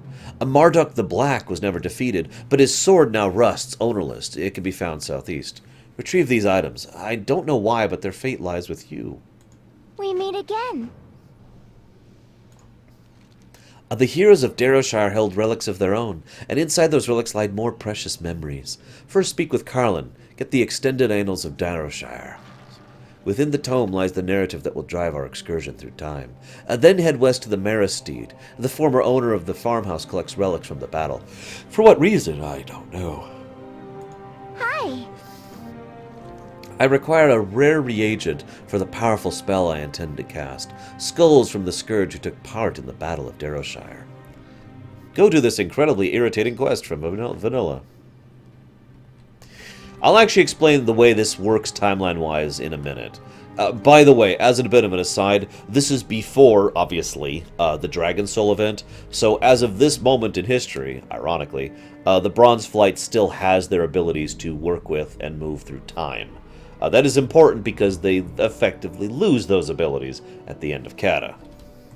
Magraw. Did you find the hideout? Did you take care of Zeldar? Farewell, Azura. Go forth to victory. The Druids never give up, I swear. I'd given up on the Plaguelands years ago, but the Cenarian Circle keep telling me the land is not beyond hope. In the most recent visitor was a night elf on her way to Fungal Vale. She told me these lands will make a full recovery. I'm not sure I believe her. Do you buy this drivel? Maybe you should go talk to her then. May your blades No, never I don't dull. believe the drivel, but you know how that works. Baladash, Malanore. Argus High Beacon? The old time in the tower? Ah, cool! Man, his age must have been the Argent Crusade for a long time. Maybe he could put in a good word for us at Light's Hope. We will have justice. Loktar Ogar. People like you have no place in my horde! Sorry. Yeah, what Psychotic says is true, in all in total sincerity. Oh, that's cute. The Eastern Plaguelands might just might just be beyond salvation. Can I help you? Of course, a young dwarf like you would have no trouble taking care of a few animals. If the road's clear, my journey to the tower will be much easier. See you around. So this is kind of neat that they added these here. And this is why. Whee. It's a beacon of light, dude. Why do you think the land is able to recover here a little bit? Whoop, whoop, whoop. No, that's the continuing. I don't want to do that. Honestly, the Plaguewood is going to be a nightmare to reclaim. This literally might be a burn it down to the ground, remove the topsoil, and then hope you can reclaim what's left situation, because holy crap. The Plaguewood isn't just a place that's diseased beyond all measure. It is also a place that has been infused with necromantic energy for years. Way more than the West Plagues ever were. No, it is literally a way to help defend and protect the area. You'll notice the green kind of extends down the hill a little bit, too. That's part of that. Hey, Cloudy. Oh, you can watch today. I thought you said you can't watch today. But yeah, the East Plagues is a fairly diseased, rotten land. Once upon a time, I actually said that, in my opinion, it could not be reclaimed. Now I have to adjust that a little bit because I've seen what the druids can actually do. And now I say it might be reclaimed. I still am not convinced it can be. Oh, I'm sure they'd be buddy-buddy, Zoan. Especially with that one idiot Forsaken, who I wanted to smack in the face. Idiot. Ugh, hang on. Ugh. Hey, it's Rain. Remember her? She was actually part of the Druid Tier 3 set over in Light's Hope. I suppose I'd better work on my stealth if you were able to find me. Are you interested in helping me heal the Plaguelands? Sure. Go in peace. You have a keen eye to see me here.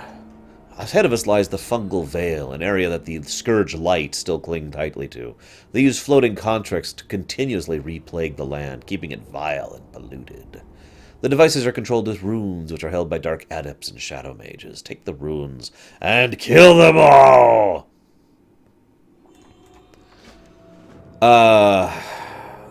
Actually, there were not, Zoan. Or at least they weren't spreading blight, I should say. There was no evidence whatsoever of blight being spread. Sort of, yes, Fruit Juice. That video's going live tonight. That's as close as you're getting to a vanilla run from me, though. Actually playing through vanilla, I'd rather gouge my eyes out. But there were still idiot, stupid people amongst the Forsaken. Like, we actually got a quest, the one which you missed, where there was a Forsaken who was like, I want you to kill all the people who are trying to reclaim the land, and that way we can blight it again. Blah, ha, ha, ha, ha. And then you talk to a member of the Argent Dawn who's like, these guys are freaking evil. Why don't you go do some good instead? And that's why our Forsaken has retired to the Argent Dawn. Scourge forces have made it a point to ensure that nothing survives in the Fungal Vale. All you will find are the husks of rotted mushrooms and scorched grasses. The three corners of the Vale are home to 3 large ziggurats which they use to reanimate the dead, and summon new soldiers to the battlefield. Yet even in this evil, lifeless place, life finds a way to flourish. Take my seeds, plant them in the centers of the ziggurats, prove to them life will prevail. Elune light your path. But I don't think life will prevail. What am I supposed to do if I disagree? Right, I need to do that.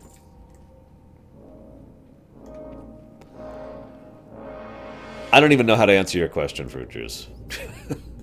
My hatred for vanilla knows no bounds. There's your answer.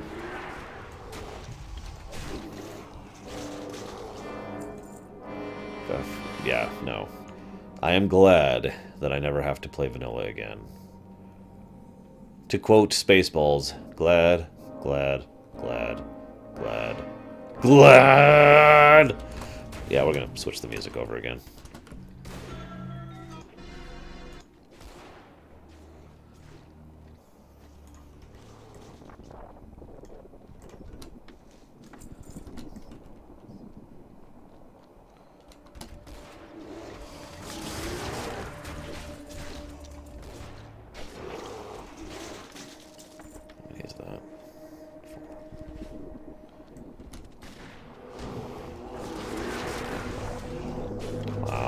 I'm so sorry, Fruit Juice.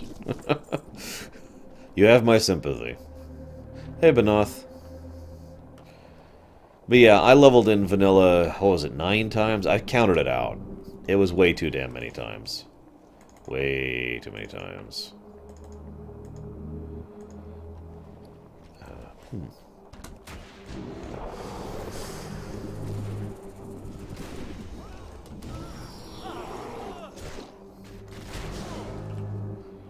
Plague level from Shovel Knight? They might not sue me. Copy wrong and all that. Hang on, where is that? Plague Knight, Plague Knight, Plague Knight, Plague Knight. What the heck's the name of that? Is that the Lich Lard? Lich Yard? Or is that the Explodatorium? That'd be Explodatorium. There we go.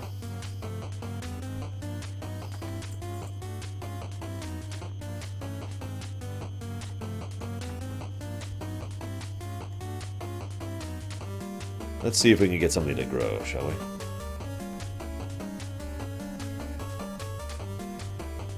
Yeah, nothing's ever gonna grow here. Sorry, lady. Hate to break it to you, but...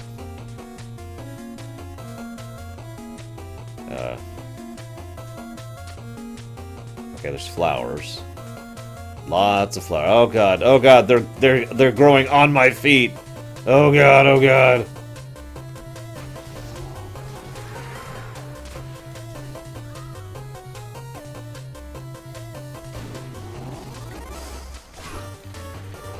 So now I'm picturing Shovel Knight co-op, and now my mind is exploding with joy. Again, I suppose I should say.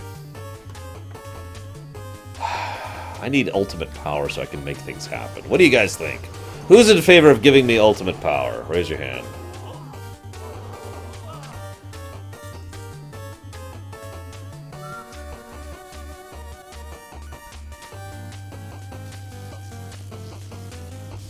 I do agree with the most games co-op idea, absolutely. In fact, I got an idea for you.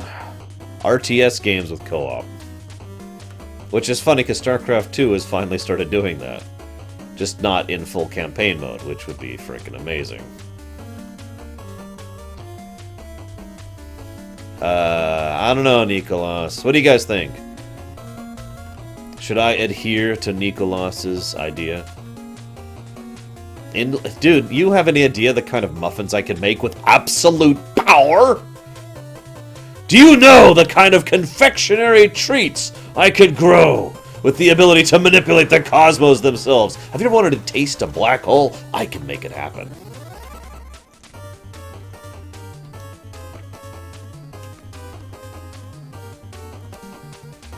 Sorry. Alright, alright. Actually, I have a completely separate program for playing Undertale music. Tell you what, we'll do an Undertale song, then we'll do another Plague Knight. I need to pick up the Plague Knight soundtrack. I haven't bought it yet. I keep meaning to. A Spider-Man cupcake? Sure. I'm okay with that idea. Alright, you want to hear this song. That's a little loud. There.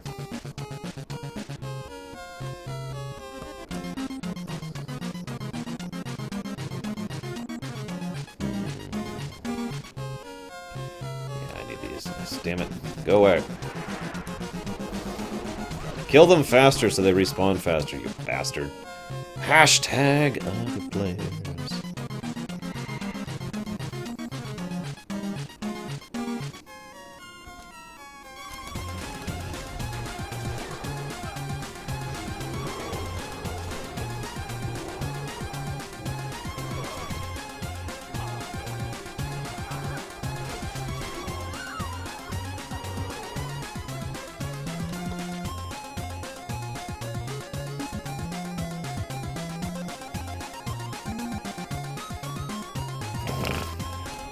I can't say anything, Samurai. I have wanted to replay Undertale several times. I have never actually fallen into the temptation, though. And I probably never will. Let's be honest with ourselves.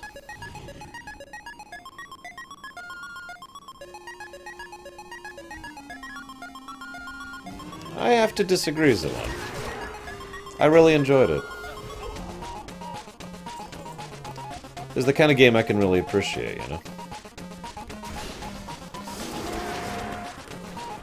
Ironically, I've been asked many times if Undertale has pushed its way to my top 30 list. To which I answer, I don't know and probably never will, because I've no to play it.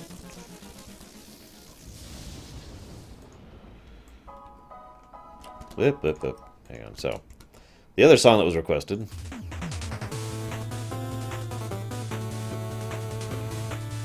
I don't even know what Bandcamp is, but I really have been meaning to buy it, just like I bought the Shovel Knight soundtrack. I want to support them. What's his name again? Jake Kaufman is awesome. He deserves my money. You know what I mean? Even if he offered it for free, I'd be like, here's 30 bucks. Give me more awesome music. The blue campfire is the fire of death.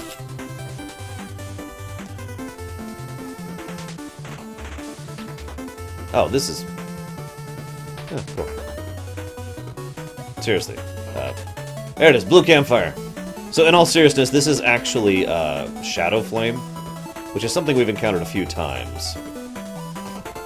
It basically boils down to fire that is specifically powered not by anything physical, but by the essence of death and undeath energy. This needs to be a little quieter. There we go. Actually, Samurai, believe it or not, no I won't. First of all, I have a good memory.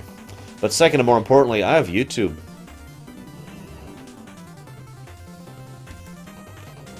Peace be with you. Even if the flowers died out shortly after they bloomed, they proved our point to the Scourge Light. They are losing and we are winning. Thank you for your assistance.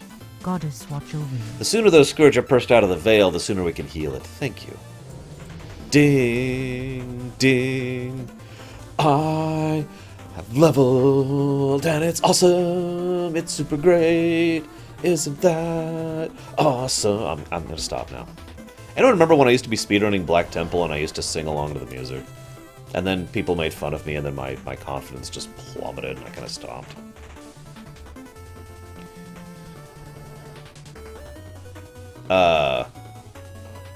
What do you mean, Siobhan?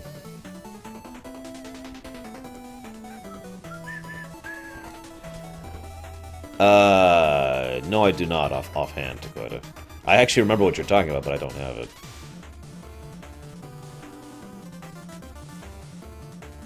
Oh, it's the light.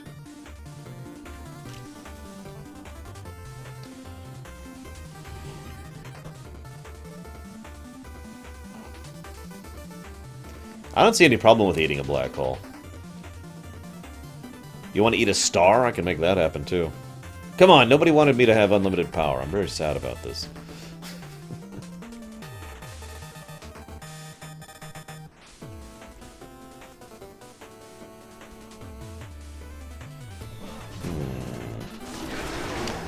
See, it does sound vaguely familiar to one, but I don't remember off the top of my head.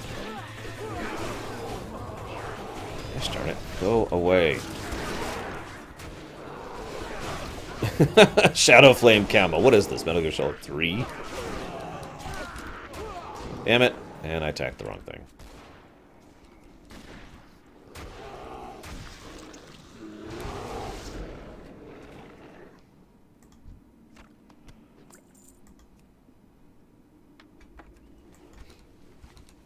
Right, back to the Dead playlist. Enough of this awesome music. Am I right? Who needs awesome music? No? No one's with me? Okay, fine. More awesome music. Hang on. Let's just go down the list, shall we? It's quite good. Thank you, Eru. I intend to have the leftovers for lunch today. Unless I am invited to lunch, in which case I will eat that instead.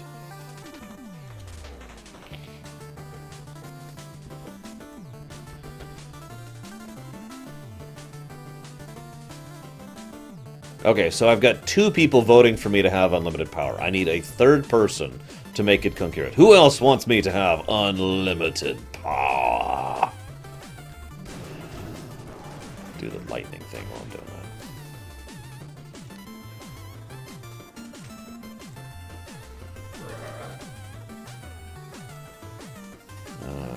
need... Okay, so that's 3 people. Also, break when I can totally fix your back with unlimited power. I mean, seriously, it's kind of weird when you think about it. The kind of stuff you could do with unlimited power. But maybe it's just because of my own issues and the fact that I kind of come from a medical background in my family. But I usually tend to think in the direction of what I could do with it medically. Like, for example, my mom has a few issues that cause her to have to be in pain meds pretty much all the time. So my first thought is, well, let's fix that. It's like one of the first things that occurs to me. Alright, I have the powers of a Q. Okay, go see my mom. Fix, make sure all that pain goes away. Heal her up, give her however much of a lifespan she wants from this point on. Get her a nice house, Go see my dad, make sure he's doing alright, Go see my sister, fix her back. She has back issues too. It runs in our family. I actually have back issues too, as you're probably aware about the fact that I'm literally sitting on a heating pad to be able to sit here. Greetings. Hey, give me the book. Be careful. What's happening? Ah, gotcha.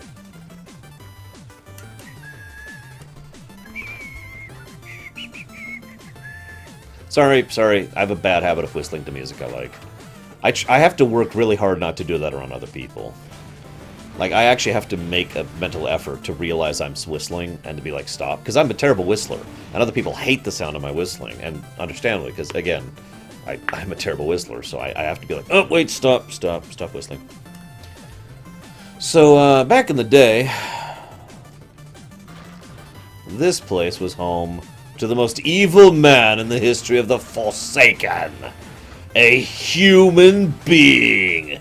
No, seriously, there was this whole quest line around Nathaniel, and how he's, well, funnily enough, he's gone. Now, if you don't understand why that's significant, allow me to explain a little bit.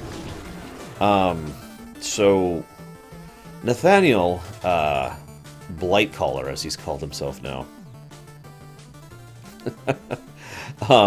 he was the only... Wait, what? Do I need... What?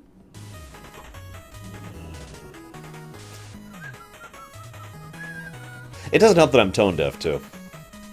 Seriously. Of course, some people misunderstand what that means, but the point remains, it's hard for me to get a proper tune going. Hello, Brino. So, Nathaniel Blightcaller was the first and indeed only human member of the Rangers and the Ranger General Corps back during the old days, well before Warcraft 3. He was not the only human to apply to be part of the Rangers, but he was the only human to succeed at it. And he was very well liked by that. He was actually a personal protege underneath Sylvanas Windrunner, back when she was, an elf and not a banshee. That was a fairly significant achievement. He was a quest giver here. He was an extremely bitter, angry bastard who yelled at you constantly for being worthless and terrible.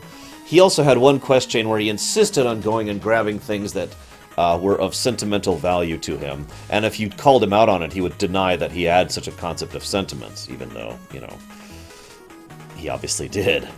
I actually feel kind of bad for our good friend, the Blightcaller. No, you cannot, Takoida, but not because of my choice. It's all or nothing, if you know what I mean. Now, the funny thing here is, you might be like, well, where the heck is Nathanios now? Since he's obviously not at Maristede anymore, which used to be his. Nathaniel, what was his original name? I'm pretty sure it was... Hang on. Yeah, Nathaniel Maris, I was right. He was part of the Maris family. He is actually back in the Undercity now, as a hunter trainer. Without wishing to spoil too much, Nathanios will also come back into under the limelight in Legion. So, we will be seeing him again in Legion, guys. I know that's like the 50th character I've mentioned that about, but, yeah. Haven't we done this before? Yes, we have, actually, Chromy. Just on different characters. Did you find the skull and the sword? You found them. Well done. These relics hold with the memories of the Scourge forces at Darrowshire. We will need these if we are to save Joseph Redpath. Do you have the relics? Oh, good. I'll work on resolving any temporal discontinuities. Oh, don't worry, that's not something you have to worry about. You just gather the reagents. Haven't we done this before? Okay. Excellent work. Are you sure you haven't done this before? Well... Now, Deutsch, you will take part in the Battle of Darrowshire, and you will save Joseph Redpath. Place this relic bundle in Darrowshire Town Square, and the spirits of Darrowshire will rise! Join their battle and assure that these two things come to pass. Davil must survive beyond the death of Horgus, and Redpath must survive to be corrupted, and then be defeated. After defeating him, his spirit will be saved. Alright, let's explain the timey-wimey of this situation. By which I mean, there's actually no timey-wimey here, believe it or not. This is actually extremely linear time manipulation. What's happening here is, and this is actually rather brilliant of Chromy, if I do say so myself. It's one of the reasons Chromy is one of my favorite bronze dragons. Rather than actually going back to the past and risking alternate timelines or alternate dimensions or God knows what other issues that could come up as a result of that, she decides to go and basically drag the essence, spirits, echoes of these people and push us back there. So to explain what I mean a little bit, we're in the present right now, but we are affecting the past. And they're in the past, but they're affecting the present. Does that make sense? I hope so, because I'm pretty bad at explaining temporal mechanics. But the idea here is we will actually be affecting this incident in the past without altering it. Because all we'll be doing is affecting the... Everything that we'll be doing is recreating the battle. And then once we have finished creating the battle, we will alter the battle in one significant way so that we can interact with the spirit of Joseph Redpath in the past, so the spirit of Joseph Redpath in the present is restored and redeemed and does not have to go down into the dark, basically, and leave his poor daughter alone, so the two of them will be able to go on together into the light, thereby redeeming both. Like I said, it's actually quite brilliant. This used to be a raid quest. And I mentioned that with a little bit of an asterisk, because there actually was no such thing as raid quests back then. Not really. So you actually had to do this in a raid unless you were pretty well geared. However, most people did this in a raid, is what I'm trying to say, because you had to defend this front and that front, and there was another front over there, which isn't even there in this version of events. And, yeah, if you didn't keep all the fronts together, the whole event would fail, and you have to start all over, and it was much longer, and the bosses were terrible, and yada yada yada. Isn't it, Takoida? But it's brilliant because it doesn't actually change anything other than the fate of Joseph and Pamela Redpath. That's the only thing it actually alters. It's like surgically precise time alteration, which is why I like it. I prefer that as opposed to the more change everything sweeping crap that other people do in character and out. Also, I agree, Cloudy. If they could have done this in Warlords, this might have actually worked out better. Which is funny, because this is what they were going to do with this in Warlords. Seriously. I am not in any way joking. Of course I'm going to give you a hi, Brino. Didn't I already say hi? I'm not actually sure if I did, but either way, hi, Brino. Or is it Brino? I want to get pronunciations as correct as I can. So now that we have done that, and again, basically completed those, now the essence of Joseph Redpath, his spirit, is now here, again, in the past, affecting the present. So we're going to talk to him, redeem him, forgive him. Oh, I didn't say hi. I'm sorry. I usually say hi too many times, because I forget if I have or not. I apologize. Anyways, now that we have redeemed him, he can go on, and that means Pamela can move on as well. We have just saved 2 souls.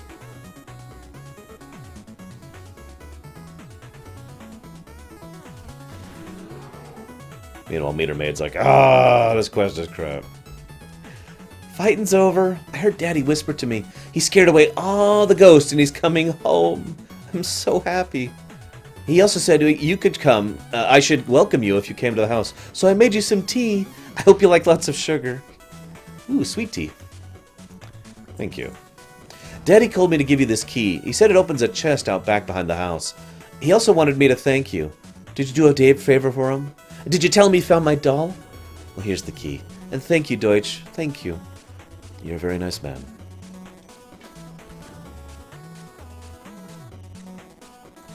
I thought I did say hi to Brino. Hi, Game Over, by the way, if I haven't said hi to you. I am... My memory... My short-term memory is not the best anymore. I absolutely... Yeah, I love the story of this quest. Absolutely. I do agree, getting the tea is just kind of a...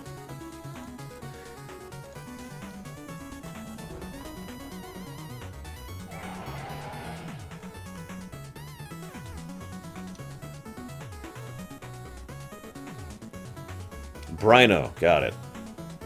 Brino it shall be forevermore. And as soon as I gain absolute power, I will make sure that Game Over Scythe and Brino are friends forever. Wait. Maybe I shouldn't do that. I don't want to mech with other people's minds. That's just kind of weird. I take that back entirely. Alright, time to move on. How may I help you? I believe the horses are ready. Argus Highbeacon, the gentleman who works with the Crusade, he spoke with me earlier. I understand he'll be coming with us, and that's great. I'll make room for him. I know you're busy, but there's no hurry. Whenever you're ready, hop in the caravan. Buying and selling is in my blood. Hang on, so what's Argus's... So we get Pamela's doll. This is great. There's a small doll sitting in the back of the corner. Terranar says it must belong to Gidwin, and Gidwin says it probably is Terranar's. In others, Pamela's doll just kind of showed up in the caravan. I like that. But I want her to rest, so I'm not going to do that. Argus's journal. Haha, by the way. See you around, Marley. You see a trail-worn journal inside the caravan. Judging by the Argent Crusade emblem, it probably belongs to Argus.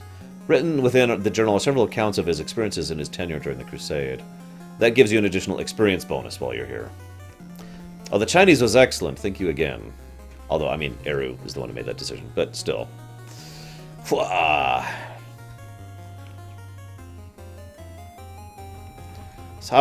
This hardly seems fair. Why do I have to sit up top with all the stuff? Because you're the bravest, dear. Because you're short. Hey, I had to bounce one of these trunks off your head, Terranar. I know I promised you the front seat, Giddy, but we have an elderly guest. I'm sorry. Fiona, I must warn you, Gidwin only wants to sit up front because he wants to kiss you. Ah, shut your dolt. You probably want to kiss her 100 times. Do not. Ahem. I appreciate the ride. It's nice to get off my feet for once. Do you normally walk these roads alone? Yes, I do. Although it's easier when I was younger. These days I have to be more careful. If you don't mind my asking, what's it you do that requires walking so much? I service the 5 Argent Towers, repairs and maintenance and some magical work. Without proper upkeep, the buildings within the Plaguelands sort of waste away. Noble work. I find it satisfying. I enjoy working through my hands. By the way, if any of you need anything repaired, let me know. I'm at your service. So, you're a part of the Argent Crusade, huh? Think you could put in a good word for us? We're looking to join the Order. Certainly. I don't make it out of Light's Hope that often, but when you arrive, tell Max Tyrusus I sent you. Whoa! He lets you call him Max? Ma'am, would you mind dropping me off at Light's Head Tower, just up ahead? I have to stop here. Of course I'm happy to drop you off, Mr. Highbeacon. I'll be happy to wait for you. No! Stopped again! Light's Hope isn't far, young paladin. Might I suggest walking? Walking, eh?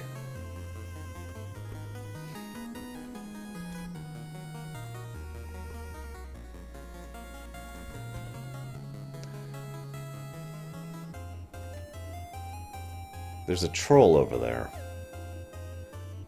Why is there a troll over there? Just kind of hanging out. Oh well. Open for business. Enjoyed having you ride with us, Deutschkind. Hopefully once Gidwin and Terranar join the Argent Crusade, we can continue to travel together. As soon as we arrived here at Light's Shield Tower, the 2 lunked paladins ran off to Light's Hope Chapel. Still a ways away. But if we're going to follow Argus on his way, it's about as close as we're going to get.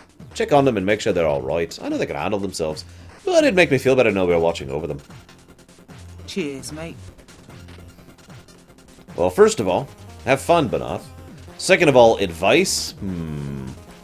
Okay, this is going to be a weird bit of advice. You know those face mask things you can get? Some people look at you weird, but if you're worried, if you have like a low immune system like I do, one of the things you can do is put one of those on. and just kind of keep it on, and it'll help you prevent that. Otherwise, just wash your hands regularly and you'll be fine. Also, enthusiasm, I think, is the best thing to say about that, Benoth. My god, they even let gnomes into the Argent Dawn? Barbaric. Notice it says the Argent Dawn, by the way, not the Argent Crusade. I just make that parallel because there's a little bit of politics when it comes to the Paladins. We'll talk about that in a bit. Pleased to meet you. Greetings, stranger. We've entered the heart of the Plaguelands. I hope you brought your undead killing gear with you. The plague spreads more slowly these days, so the Cult of the Damned has stepped up production in order to keep the land blown and dead, as they like it. I've got a plan to stop them. Take my mortar and pestle and use it on the living rot from the undead creatures in Corrin's Crossing. Very well, then. Okay. Some of my counterparts have told me that the land wants to heal, but several high-ranking undead, along with the Cult of the Damned, Light, are not going to allow it. That means we have to stop them! I've got a plan, but first you're going to need a cultist disguise. Head southeast into the audio. Very good. Also, I have no idea how to advise you on collecting. That's a fairly good summary, Takoida, of what's going on. There's actually 3 separate factions of paladins in this area who are all kind of, well, like you say, having a pissing contest. One of them, well, to my knowledge, they won't be coming back in Legion, but let's just say that I wouldn't be surprised if they were villains in the future, and leave it at that. What can I do for you? I love the sea. Yes, it was I, Frederick Carlston, who introduced Seath life to that lake to the southwest. I'd hoped to provide the Crusade with a source of fresh food within the borders of the Plaguelands. So, however, some of the fish turned out to be predators, so they terrorize the other animals, swim down there and kill everything. Be careful. Have I done the Forsaken and Lilian Voss? Yes, in fact, Lilian Voss's overall storyline has been finished, basically, as of this point in time. Because we've already finished Charlemagne's. And we've already done all of the, all of that stuff, obviously, since we're at the Eastern Plaguelands now. Oh my god, it's a bot! Hello! I know you're streaming World of Warcraft. Please go to our virus-riddled site, and we could give you bot views. No thank you, bot. I be listening. My name's Vex too, and I've watched you fight, dwarf. You're strong. You killed my master Zelda, but this does not bother me. I value strength over any loyalty I had for him. I value strength over anything. Prove to me one final time your strength. Do so, and I'll lend you my strength for whatever purpose you may desire. We gonna have our revenge. Okay. Behold, strength. I command a bear. Any questions? Get on with it. Yes, you're indeed strong, and I submit to you. I join you and your friends, the Worgen. My friend is yours. Ashes to ashes. Have fun, Eru. No spoilers, of course, even though they're all over the place already. Okay. So we now have a troll who joined us, Mon. He'd be pretty awesome. There it is. So now we can get his item, which is his armbands. He has left some of his wrappings within the Caravan. Unsurprisingly, he was courteous enough to keep them folded and separate from everyone else's belongings. Those give you the chance to do a knockback. Yeah, it is kind of Sithy, isn't it?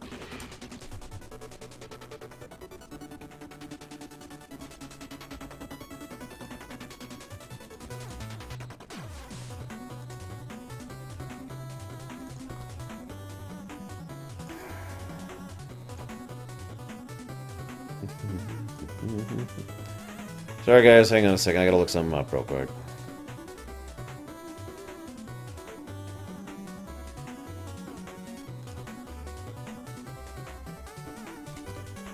I haven't looked at any reviews so far, so no idea on any of that.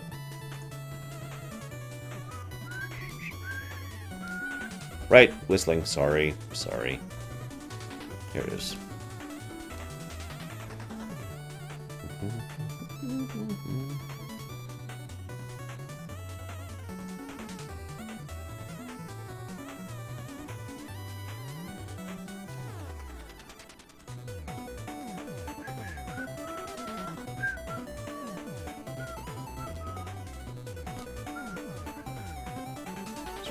whistling again. God, I really don't even mean to. It just comes into me, and it's like whistling, whistling. Oh, whoops, sorry.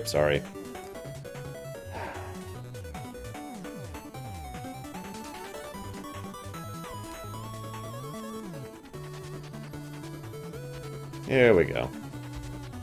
This is what I was looking for.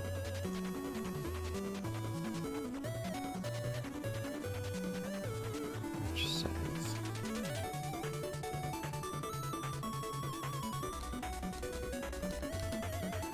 Sure what, I'll bite.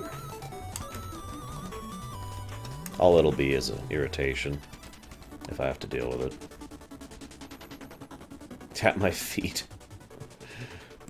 I do that too. You just can't tell, obviously, because, you know.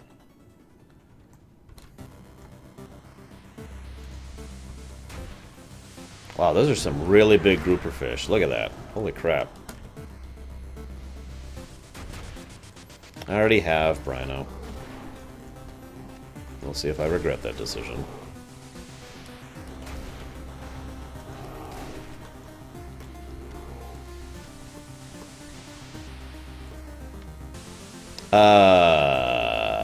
No idea, Nicolas. I mean, there's been some weird bugs ever since the recent Tuesday patch. Which makes sense. What they were doing was an infrastructure patch. Basically changing some of the ways which it works in the way it coordinates with BattleNet. So, with the unified structure, I mean, it's obviously going to have some issues. Hello, Jonathan. Yeah, no kidding. Imagine if you could actually fish out these groupers. Holy crap. And now it works just randomly. Might have just been lag, Nicolas. Alright, since Takoida doesn't like this music, I say we change the music. Who's with me? And someone earlier mentioned Desert. Let's play the Desert playlist.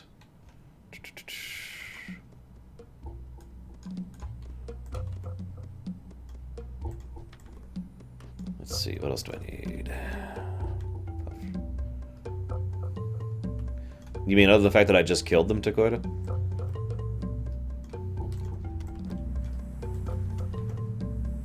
Because that's why. Because I just killed them.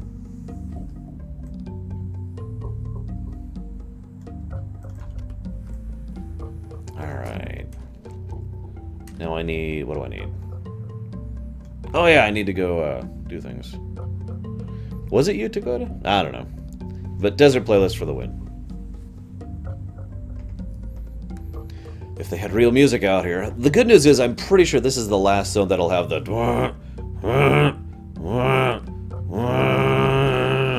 problem. So we should actually have real stuff from this point on. By the way, I just feel like pointing out yet again another town in the East Plaguelands. Yet another town. As I mentioned, you know, very, very urban area. It really is a damn shame. Now, part of the reason I bring this up, though, is because of politics. Yes, politics! My favorite in-lore thing to talk about. Seriously. Remember how I mentioned earlier that, you know, the Forsaken and the Stormwindians, for lack of a better term, basically have, like, no... Like the fact that they're both fighting over this area is just kind of like... you know, head tilting, you know what I mean? Why would that be sad, Nicolas? That's a different song. The Western Plaguelands has this kind of sort of vague, meandering, you know, kind of a song. The East Plaguelands has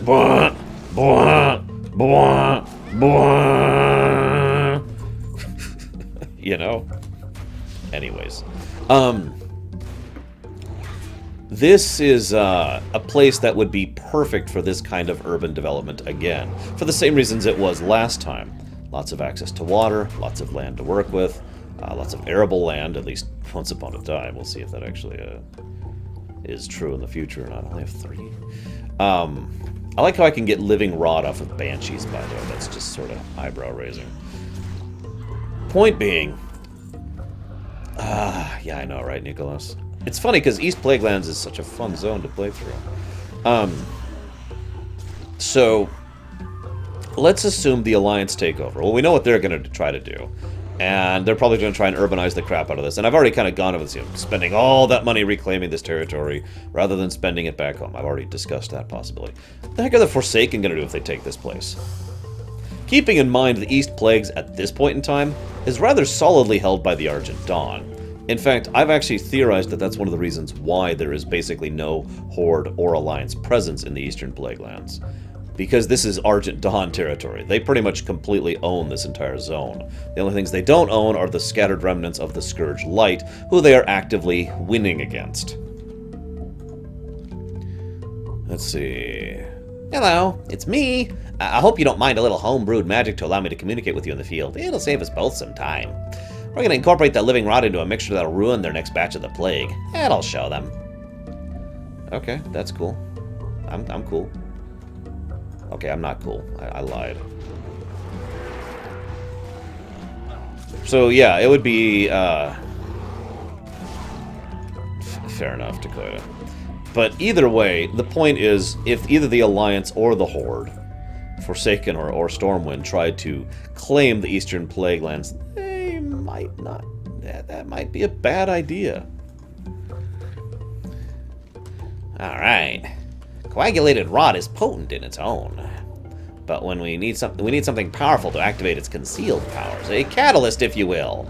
I need you to go to all these different places and get all sorts of war resources in order to... Oh, sorry. If you look down, you'll notice I slipped a set of flasks into your bag while you weren't looking. Wow. Wow, okay. These flasks can be used on water elementals at the lake. The living corrupted water that flows through their bodies will be the perfect catalyst. What, because of how amazing the rest of the game is, Gnarlex? Or just because of all the story elements that are still left kind of dangling, waiting to be caught up on? Like, for example, you know how I mentioned how just about every one of the major organizations that we defeat over the course of our playthrough in Cataclysm is being removed from power. Well, the Scourge Light are basically going to be non-existent by the time we're done here, both in the West Plagues and the East Plagues. Yeah, the Scourge Light is gone. No concentrated power whatsoever. So that means this place, as by the end of Cataclysm, is pretty solidly under the control of the Argent Dawn and the Argent Crusade and the Brotherhood of Light. Now, I mentioned that, and again, we'll kind of get to that more later, but... whoops, I'm stupid. I kind of mentioned that because, well, I feel like that's another direction they could take the story into. In other words, rather than be like, you know, seeing if the Alliance or the Horde would be stupid enough to fight against the Paladin armies here, which, even if they could succeed, and let's be honest, probably would, that would be just political suicide. Keep in mind the Cenarian Circle also has a strong presence out here. Or a strong interest in the area, I should really say. But even ignoring the political suicide of that, how interesting would it be if everyone decides to go ahead and leave the Paladins alone, and this becomes neutral territory, which then divides into the three factions much more solidly, and rather than being a pissing contest, it becomes much more of a actual contest of violence. Now, if you don't know what I mean by that, I'm going to share a quote with you really quick here. I accidentally closed because I didn't mean to. And I quote, "What is the Brotherhood of Light? Excuse me. This is the third of the three factions I mentioned. And I quote, well, we are all members of the Argent Crusade at our core. Members of the Crusade that aren't held in check by morals, guilt, and useless human emotion."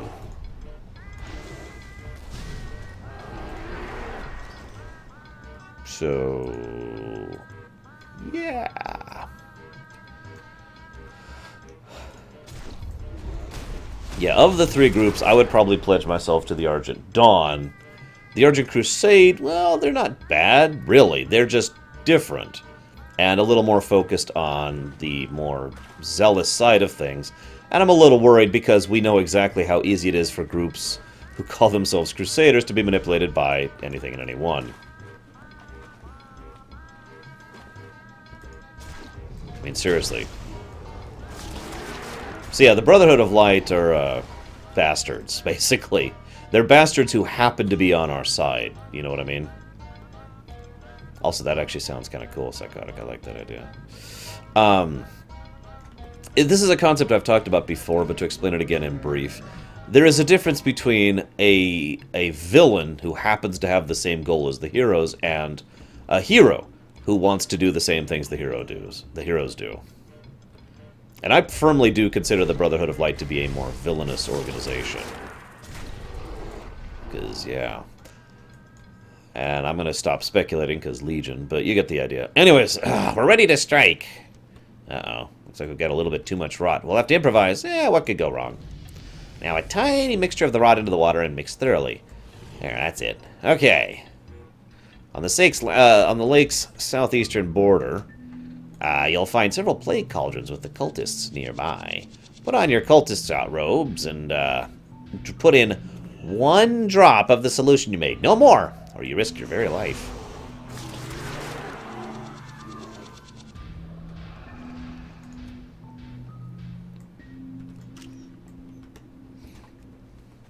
Oh, I should put on my outfit. Ugh, I'm a member of the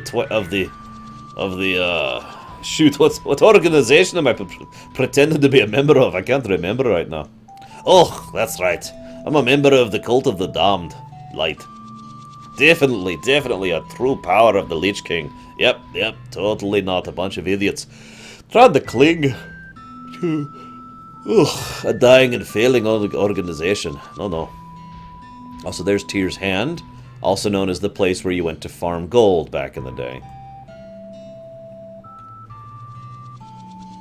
Where are those called? I know they're around here somewhere.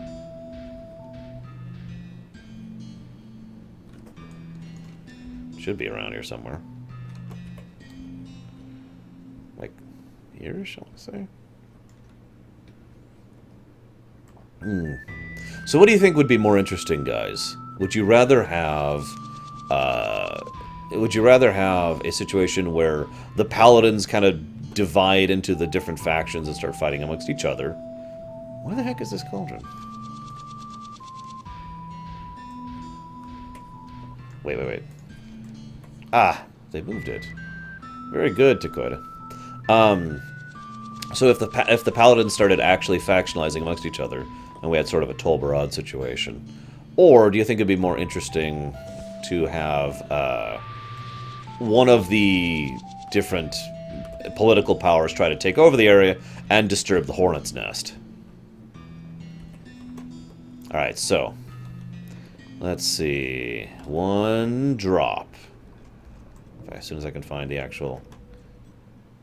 Where's the... there we go.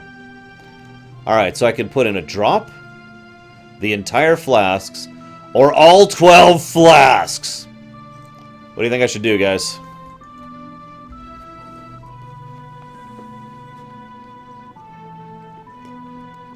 Hey, G-Juice.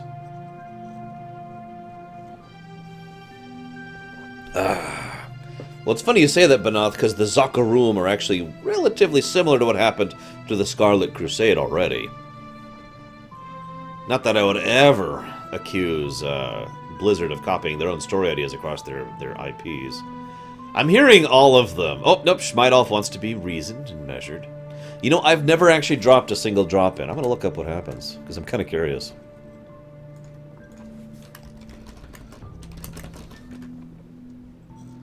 Seriously, I've never dropped just 1 drop in there.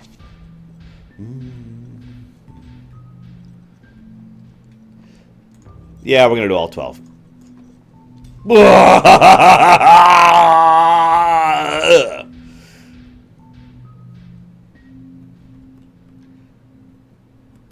Science! Yes, Takoida requested our desert playlist because was getting a little old. If you put just 1 drop in, nothing happens. It's just quest complete. If you put in a single flask, which I'm pretty sure I've done before, it's like, but you're okay. If you put in all 12, well, you saw what happened.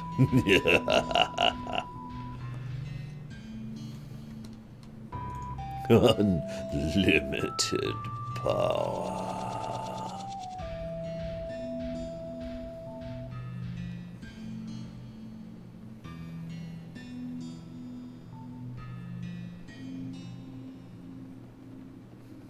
What, Schmeidolf? It worked out for the best. Under certain definitions of the word best. Wait, yep, she's over here. She's over here. Hey. It should take them weeks to get their operations running again. Thank you, Deutsch. Off and away. You're welcome. You're welcome. You're welcome. Because I'm a dwarf. I getting my accents mixed up here. I should sell really quick. What can I do for you? I want you to buy all of my things. No, not that thing. No! Oh, well.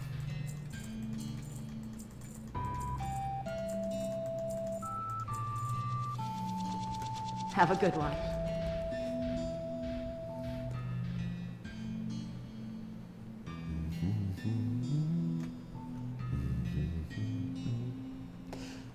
You know what? I've actually changed my mind. I'd like to see both of those story options happen. Why waste the potential of the story, huh? So first have the groups factionalize, the 3 paladin groups, and have that become, the problem that it is. Behold the light! Seriously, that's the beacon of light up here. The light! And then have the Horde, probably the... Well, no. As I said, I kind of want the Forsaken to go in a different direction. So let's have Stormwind under the idiot nobles who are pushing back against King Greymane. Or no, have King Greymane push in here and it's like, we shall take the Plaguelands and use it to attack the Horde scum and kill all of those bastard Forsaken. And the Paladins unite against Greymane, and there's this big political split in the Alliance because Greymane attacked 2 neutral organizations, and then we have Stormwind breaking out of the Alliance, and it'd be awesome. Anyways. Need help? Did you bring the fish? They didn't survive the trip out of the water as well as I'd hoped. Oh well. Seafood salad! Go with honor, friend. That's kind of gross, if I'm being honest. Alright. It's time to head to Lights Hope Chapel. The good old days of Lights Hope. Hey, Acaris is still right there, too. You'd think they have the ability to move that. They can go wherever with it. Oh, well. Maybe they like being over here and on their own. What do you mean, Benoth? Oh, you mean like wiping out the nobility and taking total control over Stormwind? That would be interesting. So Greymane becomes a tyrant of Stormwind. And the House of Nobility, which, let's be honest, they've always been a bastards who are in the way. Yeah, I know, right, Mina? They're removed from power, and then Greymane starts being, evil because he's Greymane. And everyone's like, dude, not cool. So as you can see, a lot more water, and a lot more potable water than there used to be here, like I mentioned. Lights Hope Chapel itself is a little bit better defended than it used to be, as you can see here. Apparently just having a single, chapel by itself here wasn't really considered the best defense in the universe. I'm pretty sure we can't go here yet, and I am correct. So there's something under Lights Hope Chapel. That's all I'm going to say right now. Hey, it's Leonid the... I swear he's a paladin. Why isn't he a paladin? But yes, this is... as you can see, the land here has started restoring a little bit. And they... Of course, because he is such a humble man, there's this massive freaking statue of Tyrion out front. And, yeah, they've kind of set up defenses here. And we'll be back here in Legion. Or rather, some of us will be back here in Legion. With enough power you can, Takoida, yeah. Let's see, what am I doing? You got my attention. I can't believe it. We're literally feet away from becoming sworn members of the Argent Crusade. We'd be there already if it wasn't for Terranor's daddling. I doesn't quit chatting with the locals soon. I'm gonna hit it myself.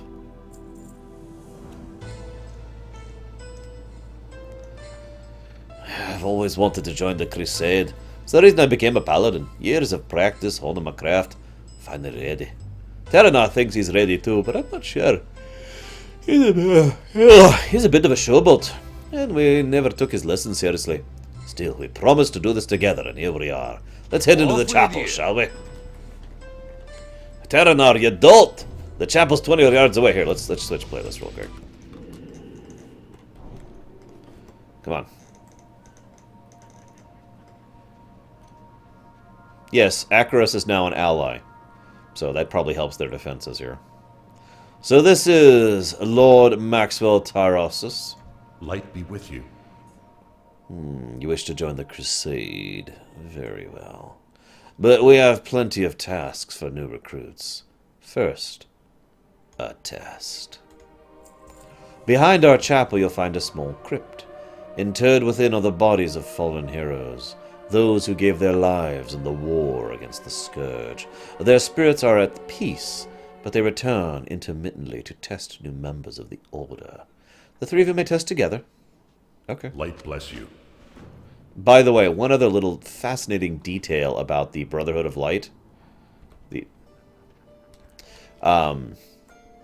The Brotherhood of Light also contained the only major traitor of the old organization of the Argent Dawn. Just find that out. The priest, as it happens. Hello. Ah, yes, Raymond George, the old wielder of the old paladin armor. It was based off of his armor. Or no, it was based off of Mogren's armor, wasn't it? No, Dreadnought was based off of Mogren's armor, so Paladin was based off of it. I was right. Yeah, what's up? The players exist for some reason.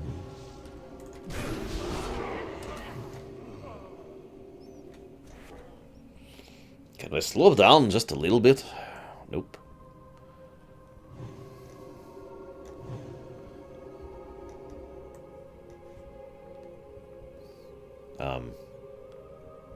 Aha! Just see that, Terranar? Whew. Got this.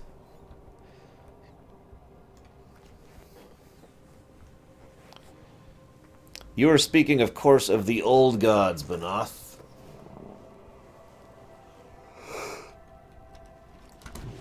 Oh, I can't believe we're actually fighting for the Crusade.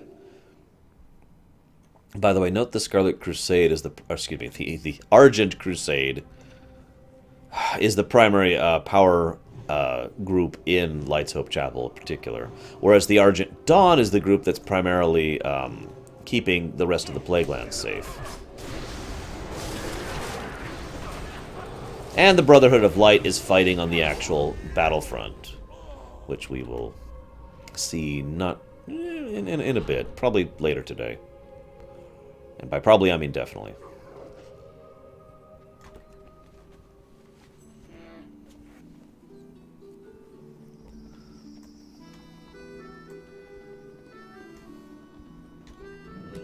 Also, notice how we got rep with the Dawn, but not the Crusade. This had better be good. Hang on. King's honor, friend. Remember that your ancestors always watch over you. As a brother of the Argent Crusade, you will join a family that has a long line of fallen ancestors. Their vigil and protection will be your strength as you press forward against the Scourge Light. Congratulations, Terranar, Gidwin. Welcome to the Argent Crusade. Friendly. Broman's Mill to the north is infested with undeath. The Noxus Glade even further north is even more heavily infested.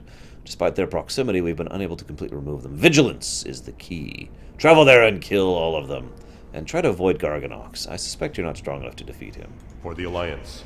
What can I do for you? The Noxious Glade is a quagmire, both literally and figuratively. There's enough Scourge up there to give us trouble for the rest of both our lifetimes. They can reanimate the weaker ones when they die, and they'll never stop coming unless we do something. Take these special blades and drive them into the corpses of the Scourge troopers. It's simple, but its enchantment will prevent the bones from being reanimated. See you later. What is it? The Brotherhood of Light has a history of brash, thoughtless decisions. They bridged a gap between the Scarlet Crusade and the Argent Dawn. They were the first to plunge into Northrend, while many of us lingered behind. However, they also have a history of getting results, which I respect. They fight on two fronts now, one in Stratholme and one in Tyr's Hand. So yes, we'll be going and helping the Brotherhood of Light, because I don't know why. Step on up. Yeah, if you would. Have a good one. Thank you. Oh, so many quests here. How are you? Hey there. Interested in making a buck? I need to get a bandage. Well, actually, I need a friend who needs a bandage. Well, actually, okay, let's just say it's complicated, but if you do this, you make money. And so do I. And my friend, and possibly other people. Stephen Brauman used to own a mill to the north, and now he's dead. The guy at the top wants to have the wrappings from his body. What's the matter? You don't like money? Be good. No, I like money, I guess. Well, actually, I don't like money that much, but whatever. You know, what are you going to do about it? Got to get all these quests. So many quests. Well met. In life, my brothers and I... Okay, so... Go with honor, friend. Okay, so those are dungeon quests. We will never do those quests for you, sir. Ever. Also, I like how there's an orc and a dwarf emissary here. That just amuses me. Alright, real quick, hang on. Yes, by the way, even the Earthen Ring is here. Well met. We have some problems maintaining our food supplies here in the Far East. Around here, the only manner of beast unaffected by the ravages of the plagues are the worms. While bland to the taste, told you, the meat of the worms can easily be preserved to last for months. We'll need hundreds more pounds to be fully stocked. We shall meet again. If I may say so myself. Yo. And that's our quest to go to the Badlands. So, now to rechat. What if the Demon's Legion are on the run? Are on the run for the old gods that are returning and building up the forces, killing the demons out of planet by forcing them to get past to quit.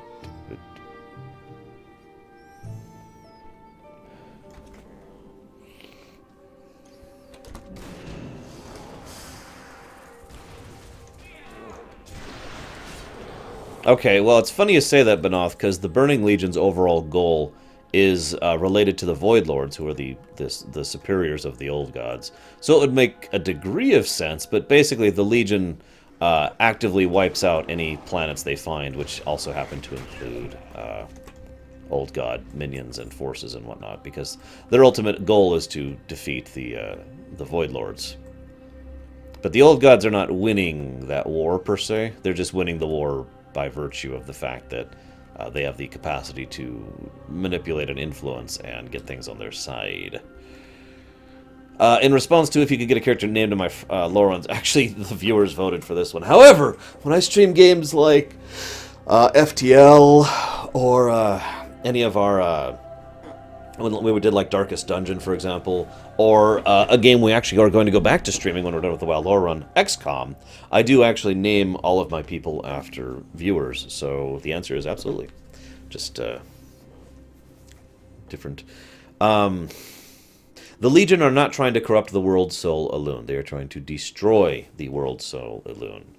They are not trying to bring Elune up. That's what the Titans were trying to do. Sargeras and the Legion are simply trying to destroy.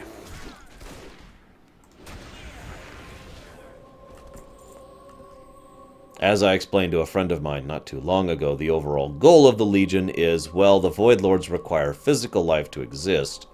So let's wipe out all physical life. And if we do that, then spiritual life will remain, but the Void Lords will cease to exist, having nothing to exist off of, being vampiric kind of creatures to begin with. Then it is possible that physical life might grow again, just like it did last time. It's rather logical, really, when you think about it.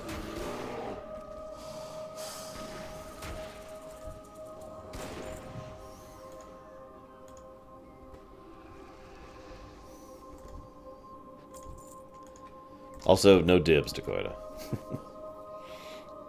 We were doing the number guessing game.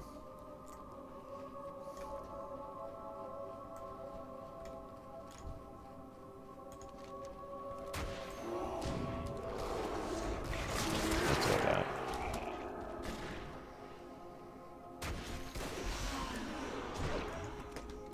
By the way, I hate to mention this, but as usual, Q&A is always welcomed when just randomly doing stuff like this. I don't have a huge amount to talk about right now. Basically, yes, Nicholas. Actually, one of my friends said, wow, I'm totally on board with that plan. Alright, let's help him out. You know? Whoops, whoops. What? Seriously?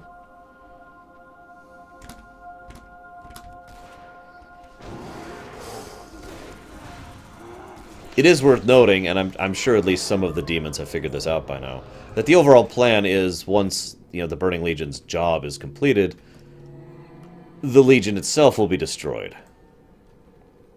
We're not sure if Sargeras plans to kill himself or not, but I wouldn't put it past him.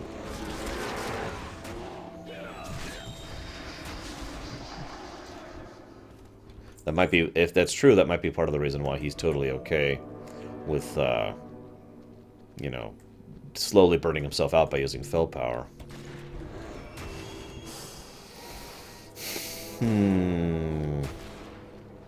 That is a possibility that's occurred to me for many years, Permeus. Hang on just a second, sorry.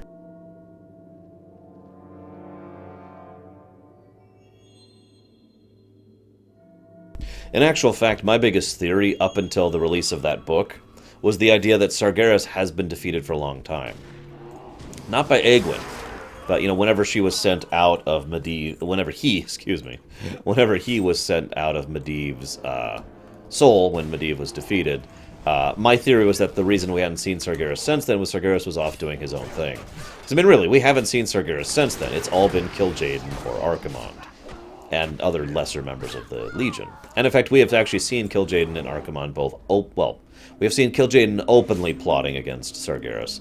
We have speculated that Archimonde is plotting against Sargeras. So the idea that he was off, you know, indisposed or defeated, that made a degree of sense to me. Hey, Formosan. Now, having said that, from what I understand now of Sargeras and the way he works, I'm not actually sure that's true anymore, because I have a completely different theory. It's actually really, really funny when you think about it, but it completely fits everything that's said in the book. Namely, the Titans don't have the ability to move faster than light. Not without portals. So, in other words, the reason that... no, we're not. I mean, we are, but not right this second. So, in other words, the idea here being the reason that Sargeras has taken 10 millennia to get here is because he's traveling through space at sublight speeds. Basically just walking across the cosmos, if you will. Because that actually makes perfect sense. Space is big. I don't want to quote the book here, but space is frickin' big. So...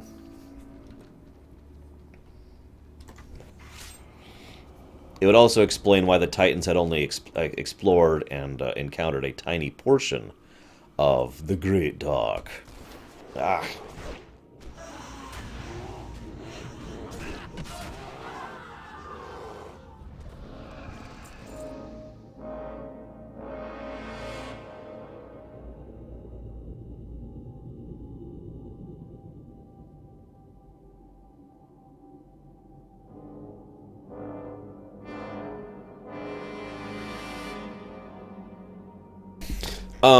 The true nature of what Sargeras is right now, we don't know. But Sargeras was not killed by Egwene. Absolutely not. That's never been true. Some people who knew, like, part of the lore, but didn't know all the lore, used to say, oh yeah, Sargeras is dead, he's been dead for years. No. But we don't know, to be truthful, we don't know exactly what happened after Sargeras was cast out of Medivh's body. So... best guess on that one.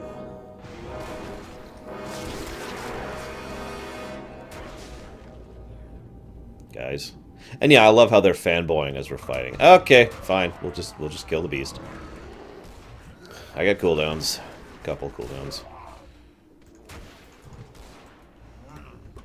Right, I don't have the ability yet.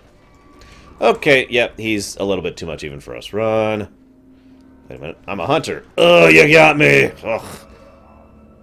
You got me, laddie. Okay, we're cool, we're cool.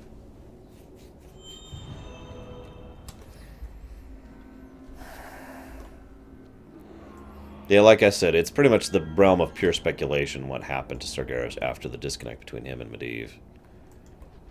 It is also worth noting that we're not 100% sure that that the person that we interacted with in Warcraft 3 was Medivh. Now, we're pretty damn sure about it. I mean, I've thought about it, and I'm pretty sure that is the truth. But it is possible it was someone else pretending to be Medivh. But I mentioned that because it's kind of weird that Medivh went from dead, and then no interaction with him whatsoever, and then alive and running around as the Prophet. It was just kind of a weird situation there.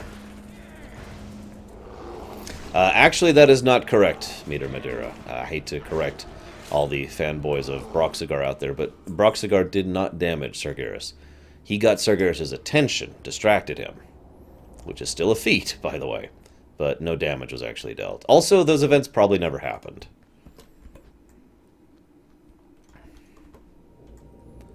If you're like, what do you mean those events never happened? Well, they weren't in the book. You know, the Chronicles book, that is the final codifying of this is exactly what is Warcraft lore.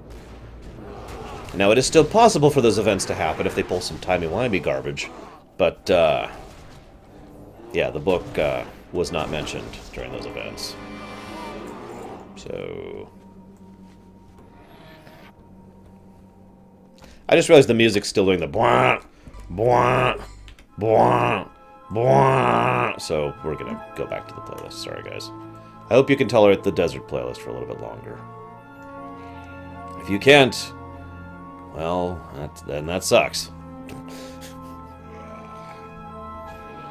Like I said to Koida, I haven't really come up with a good explanation for who else could have done Medivh's actions in Warcraft 3. Especially given the way he talks about it. But it does seem really weird to me that Medivh just randomly came back and was like, hey! Yep, I'm fine. No, everything's cool. And then once he's done, he goes away. Medivh has not been seen since the end of Warcraft 3. That is just a little bit suspicious for me, to just swallow that. Now, it is entirely possible someone who is a good person did that, as opposed to someone who is evil. But, yeah. You've been fighting undead. Did you find Brahmin? Well, well, well. Someone who goes and gets things done. Here's your cut. I'm seeing you around. With you. If you ask me to go get some tobacco, I'm going to smack you.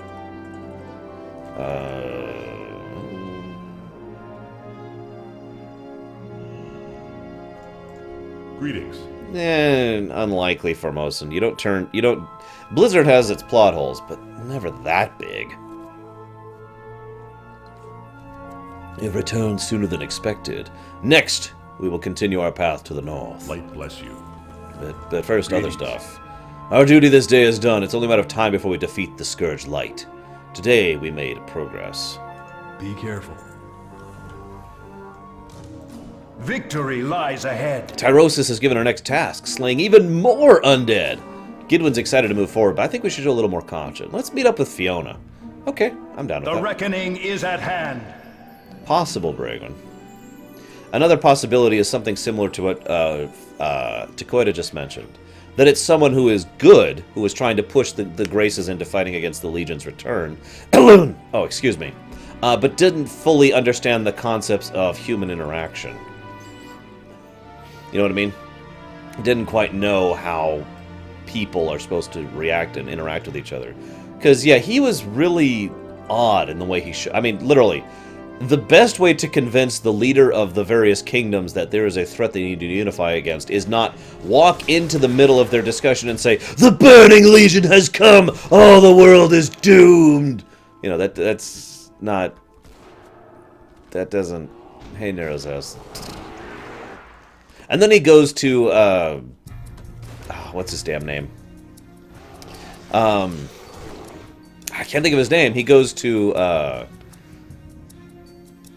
the old Archmage, Jaina's teacher. It says, "Oh my god, the world is doomed!"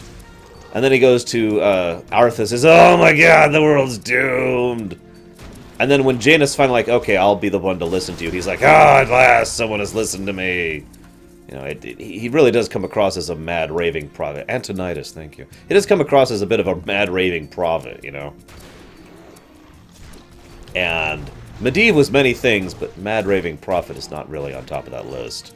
As I've pointed out before, Medivh was never insane. He was just two personalities conflicting with each other for domination. Oh yeah, and to Thrall, he's like, actually, This is funny. The only reason Thrall listened to him, because Thrall was like, this is weird and I don't want anything to do with this. However, the spirits told him to trust him. That's the only reason Thrall went along with it. And, yeah. So, once again, we just see that sort of unique situation there.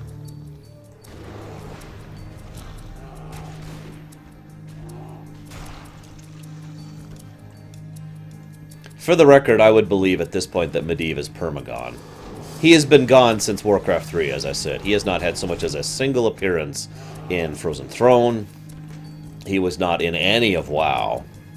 The only thing that makes me kind of tilt my head a little bit is Khadgar's portrayal in Warlords. I still think there's something up with that. I just don't know what.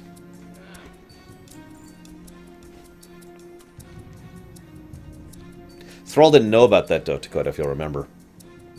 He had no idea about how the demonic horde was corrupted. He didn't know how the demonic horde was formed, for that matter. Very few people know the story about Ner'zhul being twisted by Kil'jaeden.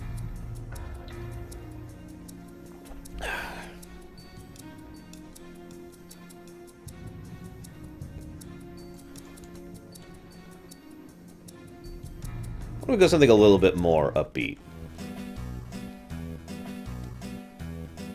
Yeah, no kidding, Ner'zhul. Yeah, that's the other thing. What Medivh asked was functionally impossible. Medivh, the person, probably had an understanding of logistics and knew that asking the Kingdom of Lordaeron to flee was not on the feasibility scale. Any dragons who could fit that? I buy and trade. I'm not sure. See you later. By the way, who remembers farming Scourge Stones for hours on end in this zone? Then we switched to farming them in instances, of course. Greetings. You will grow to tolerate the taste as I did. Have some delicious worm steak. With your contribution to the food stores, my current assignment is complete. I will be heading north to the Plaguewood. I understand you may be heading the same direction. Do you mind if I join you? Yeah, sure. Go in peace. I do too, Bernice. Why did he only tell the Kingdom of Lordaeron? Well, it's funny you ask that. Gilneas was hiding behind a wall telling everyone to screw off. Dalaran, he tried to tell. Remember, he talked to Antonidas, the head of the Kirin Tor. Stormwind didn't exist. Stromgarde was a non-power. Alterac didn't exist. So that leaves Kulturas, who, if you'll remember, actually went with Jaina. Is that everything? 2, 3, 4. I feel like I'm missing one nation in that. No, I think that's everyone. That's everyone. So yeah, that's... Oh, right. I need to go south first. That pretty much summarizes all of the group, all of the various nations. Hey, welcome back, Zawan. We were just talking about how the human nations are really dumb and stupid and evil. Do you agree, Zawan? Yes or no? Now, why he didn't approach the dwarves and the gnomes or the elves, I have no idea. Okay, the desert playlist isn't working. Let's switch over back to the dead playlist.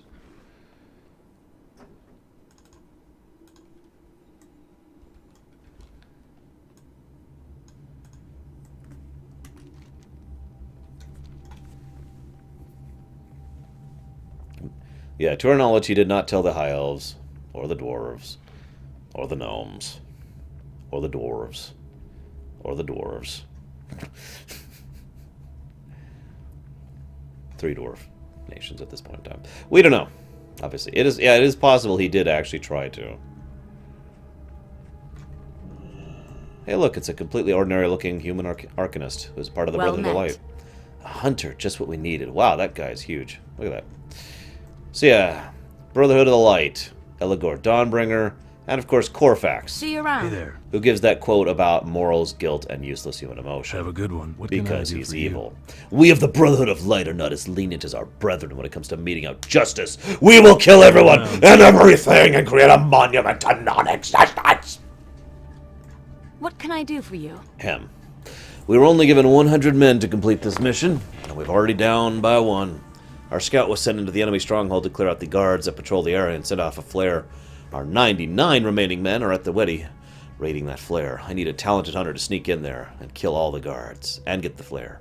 Farewell. Sure. Why not? So as you can see, this place used to be a Scarlet Crusade outpost. Actually, in all honesty, this probably was one of the major nexuses of Scarlet Crusade power, like, in the world. As you can see, it isn't anymore. If you don't get it, those Scarlet Crusaders are undead. See? We'll talk a little bit more about them in a bit.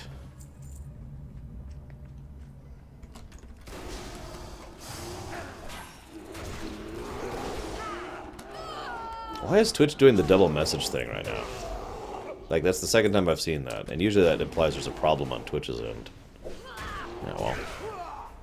Hey, War Widow.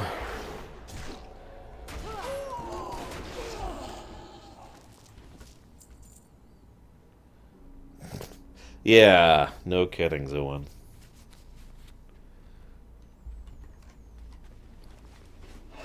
Yeah, like that, Cloudy. Thank you for the demonstration. Holy crap, more demonstrations of the dual posting.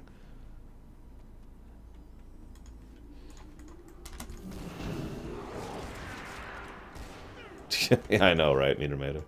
But yeah, so remember how I mentioned how the Scarlet Crusade has ceased to exist? I wasn't kidding when I said that.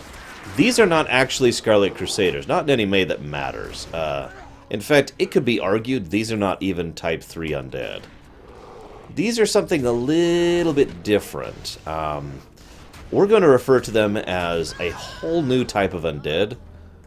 I know what you're thinking. Whoa, whoa, whoa. Who the heck would be good and strong and intelligent enough to actually create a new form of undead? Give you a hint. It's a Nethrazim. There's actually a... Shoot, what are these guys called? Hang on. There's actually a term for these guys.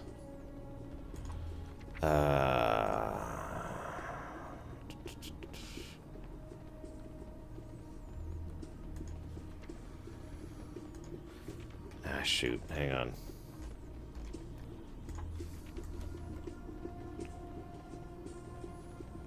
I can't remember what they're called. They have a term that they use for them.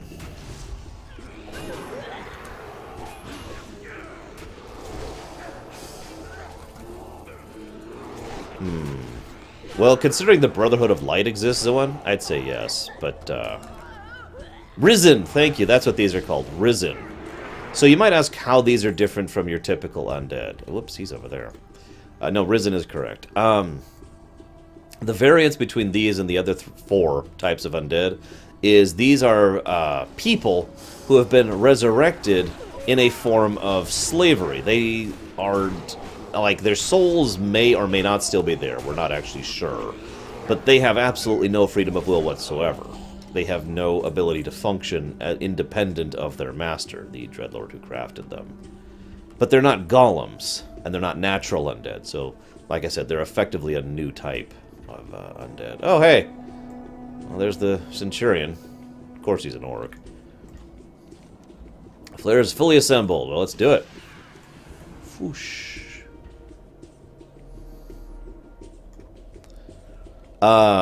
Probably all of them, Nero's S, I would guess. Hey, Azure. One of the key fortifications within the Hand is the barracks. And you should also take the Abbey. Yeah, okay, I could do that. Let's do it. Oops, wrong button. There we go. It all goes super well. We have talked about the Brotherhood of Light, yes, and how they are super freaking evil. And how they are probably going to be even more evil. You need something? In the future. And we also talked about some theoretical plot lines that could happen in the East Plagues in the future. Where were you, Zoan? This is like your zone, man.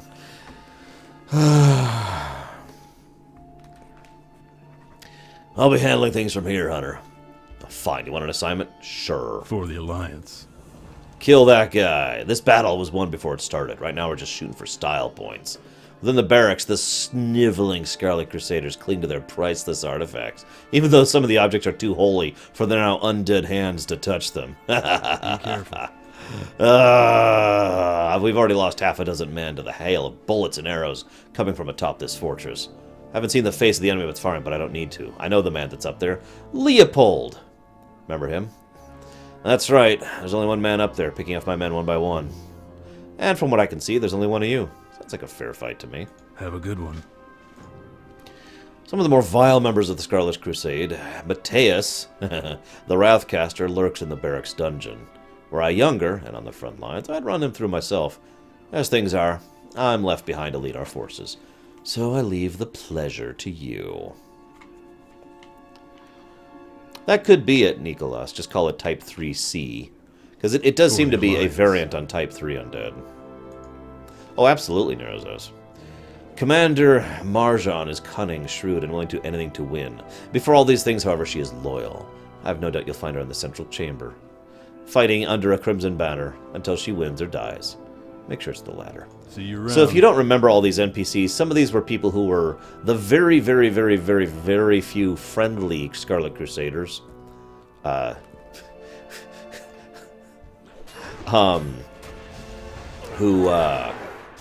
You missed it, someone. Go watch the VOD. The very, very, very few Scarlet Crusaders who were friendly and actually were part of getting you Tier 3 armor back when Noxoramas came out. They were in Lights Up Chapel. Obviously, when Balnazar was like, I'm going to turn y'all into Risen, they stopped doing that.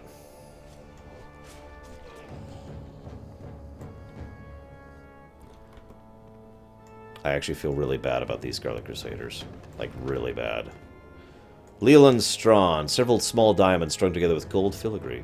The Crimson Boar, a small jeweled statue. The Shroud of Uther, a heavy piece of canvas, probably used as a blanket or a shawl. And Gavinrod's sigil, engraved with the image of the silver fist held up in triumph. Bingo, Nerozos. We've actually defeated Balnazar 3 times now. Once in Frozen Throne, once in Vanilla, and once in Cataclysm. I don't know, Takoida. He might have been speaking facetiously. I don't know.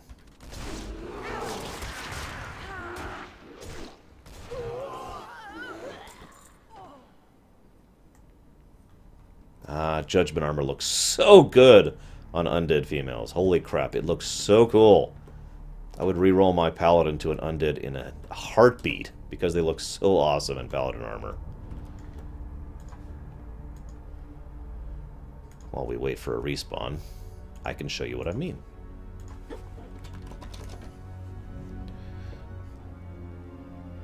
Loading, loading, loading, loading. Right. Alright, fine. Cliff Notes. The Brotherhood of Light wants to kill everything that's against them, regardless of anything, because they're extreme zealous bastards. There. There's your Cliff Notes. They actually have a quote about how they discard useless emotions, like guilt and decency, and yeah. So here we go, Dwarf in Judgment. That's kind of cool. You know, that's alright, that's alright. But you know what's even better? That! Tell me that doesn't look freaking awesome. Behold, the power of looking awesome. Yep, yep. I will kill you or I will die trying. Yep. Well, as we already talked about, Ziwan, did I miss it? I think I did. As we already talked about, Ziwan, one of the possible story arcs we came up with was a civil war between the 3 paladin factions. And, where is... Oh, he's... right, I know where he is. And, so if that happened, you could probably choose to support the Brotherhood of Light, if you really feel like it. Your pain is my release. Quick, kill the suffering victims. It's the only way to free them. Seriously, I offer you the only peace that I have to give you.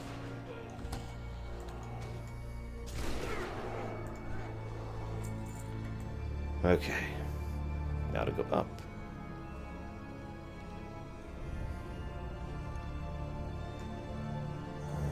Should be...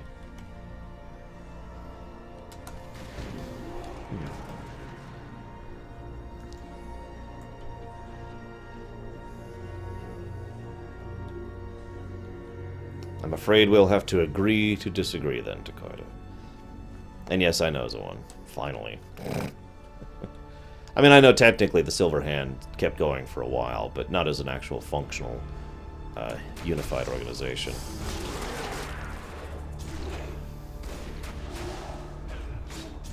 I like how he's got the Horde Grand Marshal bow, by the way. That's just a nice touch there.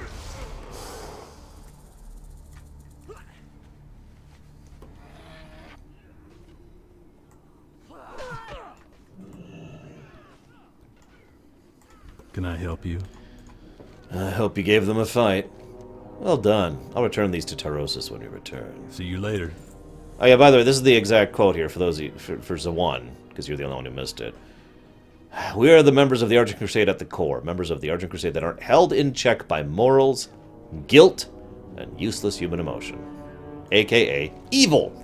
Alright, so we killed him. Be careful. And we killed her. For the Alliance. And we killed all of them. So we've done enough damage to the barracks to call us a win.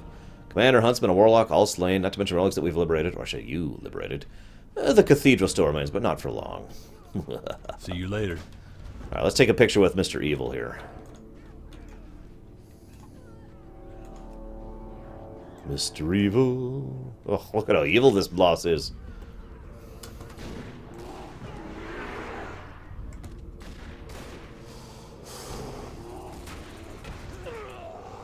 Okay.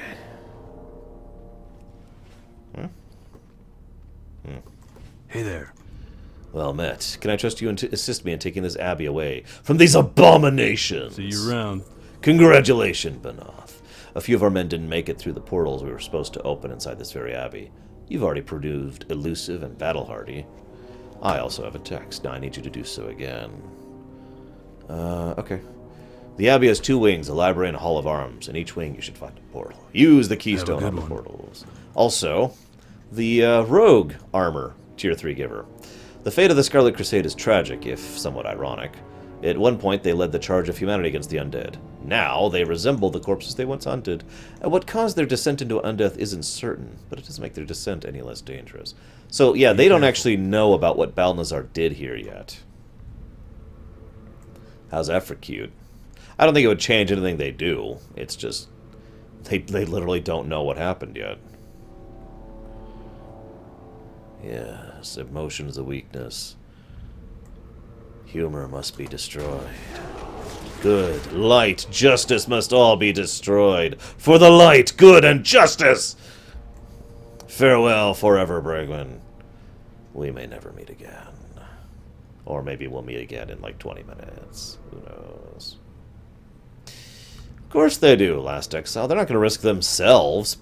Don't be ridiculous. Their lives actually matter. You're just some random dude.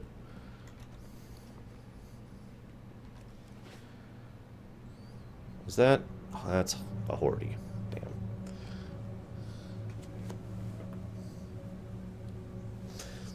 He's up, isn't he? Just occurred to me. He's probably up. Not right here. I don't actually remember. So after we finish these series of quests, I'm going to pause for lunch, because East Plaguelands is a big zone. Hopefully I'll get through this and Badlands today. That's kind of the goal. Maybe he isn't up here. It doesn't say, of course.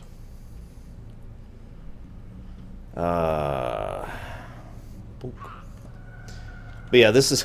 We're gonna... I know I've kind of get spoiled lately by doing 2 zones a day. That's because Cataclysm zones aren't that huge when it comes to the 1 to 60 stuff. When we get to the later stuff, it's probably going to be back to 1 zone in an entire day kind of a situations. I should respond to that offer of going to lunch.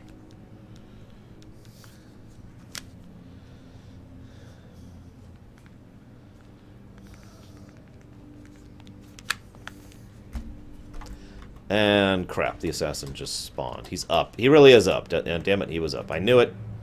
I knew it. Should have listened to my gut. But no, I'm stupid. Sorry, guys. Didn't realize I was this stupid.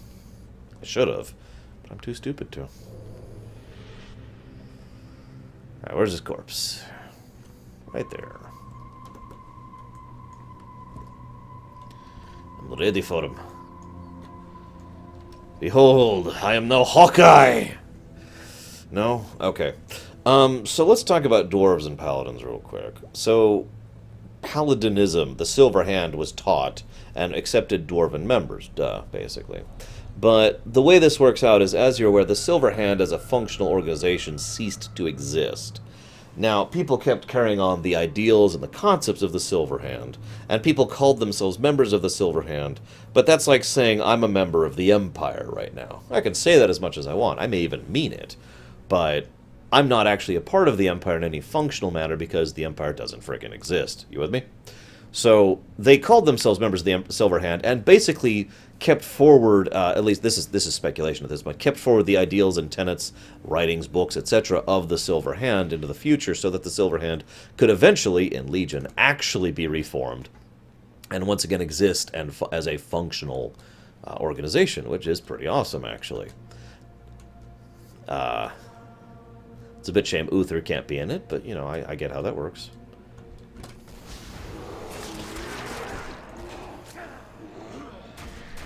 Oh yeah, and I also got a trap I'll never use. So, that's the theory about the dwarves and the Silver Hand. It doesn't even necessarily matter if it's true or not, because one way or another the dwarves did keep the tenets of the Silver Hand going into the modern era, even as the organization, you know, was destroyed. What can I do for you? See you later. The death of the Rohan eases my spirits a bit. I once fought beside him, you know. He was an emissary of the Scarlet Crusade, one of the few that deigned to join us in our battle against Kel'Thuzad so many years ago. How quickly things change. Can you sense it? The taint is already lifting from this building.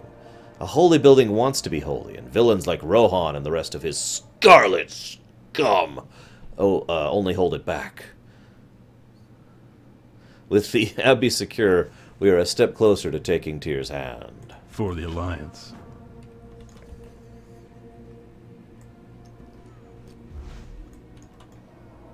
Hello. Alright. Sounds like Corfax cleaned house at the barracks. Be careful. Alright. So. Oh yeah, this was the mage tier 3 person, by the way. Well, I'm glad Elagor and Corfax left some fun for me. It was a battle unto itself to keep them from rushing headlong into this cathedral. That's your job, after all. The cathedral lies ahead of us, the last real bastion of scarlet power remaining. Within it, the Crusader Lord Dudeface sits atop Tyr's Hand's crumbling pulpit of lies. There will be no escape, no mercy. Slay him in the name of the Brotherhood of the Light. Together we will purge all the lands of all weakness, all emotion. We will unite into one great amalgam of death and destruction, and we will call ourselves the Scourge. Wait. Nah. There's another L in there. There's the one. Valdelmar. See? Which is what, and that double L was just throwing me. Lord, obviously a troll. Should have known that. Well, the time has come to see who can tag it quicker. The rogue or the hunter? Who do you think, guys? Who do you think's gonna win this contest? I'll even back off a bit. No, I shouldn't do that. I don't want to look like I'm being nice when I'm not. The Scourge Crusade. I like the sound of that. Undead paladins washing over. You know, that would be a cool idea, actually. Getting a whole force of undead paladins whose only purpose is to, you know, to fight back against the other disparate organizations. Or, here's a crazy idea, undead paladins who are all good people. Who are like, we have accepted undeath so we can, you know, live forever, basically, and we will follow the light and help save this world forever. Like people who take on a pact of themselves, basically. Who accept the burden of continuing to be a member of the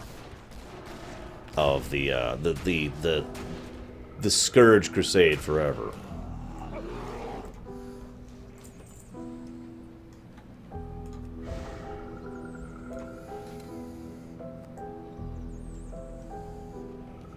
That is correct, Meter Madeira. There was a, as Ziwan likes to point out, undead paladin. Oh, they got me.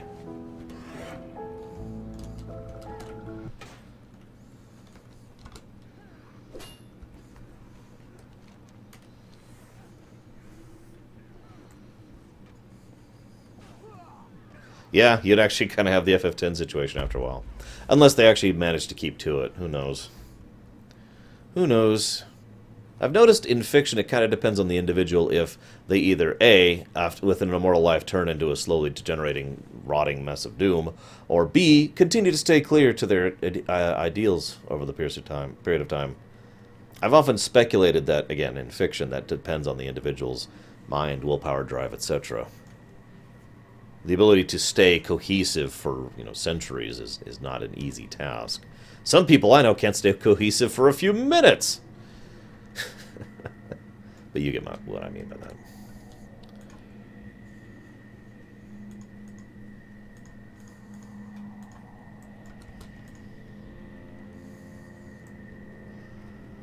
I think I'm going to make an entire faction of undead paladins in the Imperium.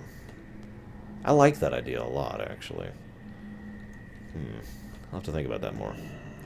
Hello, Leonid. You're still a paladin in my mind. I am forsaken. Well, I can't agree with their methods. I also can't argue with their results.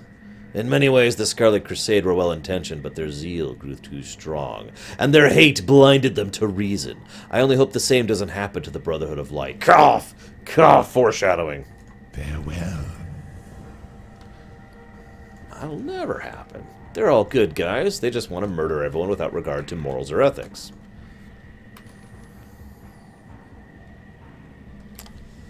Ahem.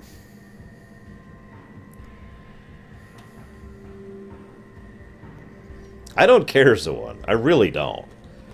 Using gameplay to explain lore is never going to work with me, first of all, and second of all, I've always thought of him as a paladin, and we know it's possible, and it fits more than the warrior thing. So in my head canon, which is not concurrent with regular canon, which has not been confirmed, he's a paladin, and so shall he remain.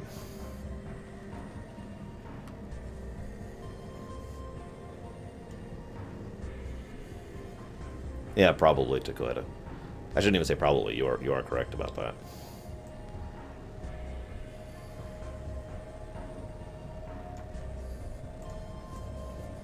Hey, it's our troll friend. What's up, Mon? But first, let's talk to Fiona. I have what you seek. Hope you've made yourself welcome. Hello. Good to see you rejoining the caravan. Terranal and Gidwin arrived just before you did. Terranal's just right there, and Gidwin's, well, he's a bit in a mood right now. I think he's in the tower. Pop in any time. He brought us a shaman from the Earthen Ring, no less. I have no idea how we'll fit him in the caravan, but we'll find a way. Yeah, seriously. I run a stand-up business he's a here. Tauren. B, they've already got like 1, 2, 3, 4, 5, 6 people here. I mean, for God's sakes. No, she's a Worgen. Also, in case anyone thought, it was weird that there were no goblins in the Argent Crusade, there you go. Goblin, Argent Crusade. Any questions? Alright, I think this is actually a good time to go ahead and pause. So I'm going to go ahead and pause here. And we will be back after lunch, probably in about, I'm going to guess about 45 minutes-ish, maybe an hour. And then I'll see you again, guys.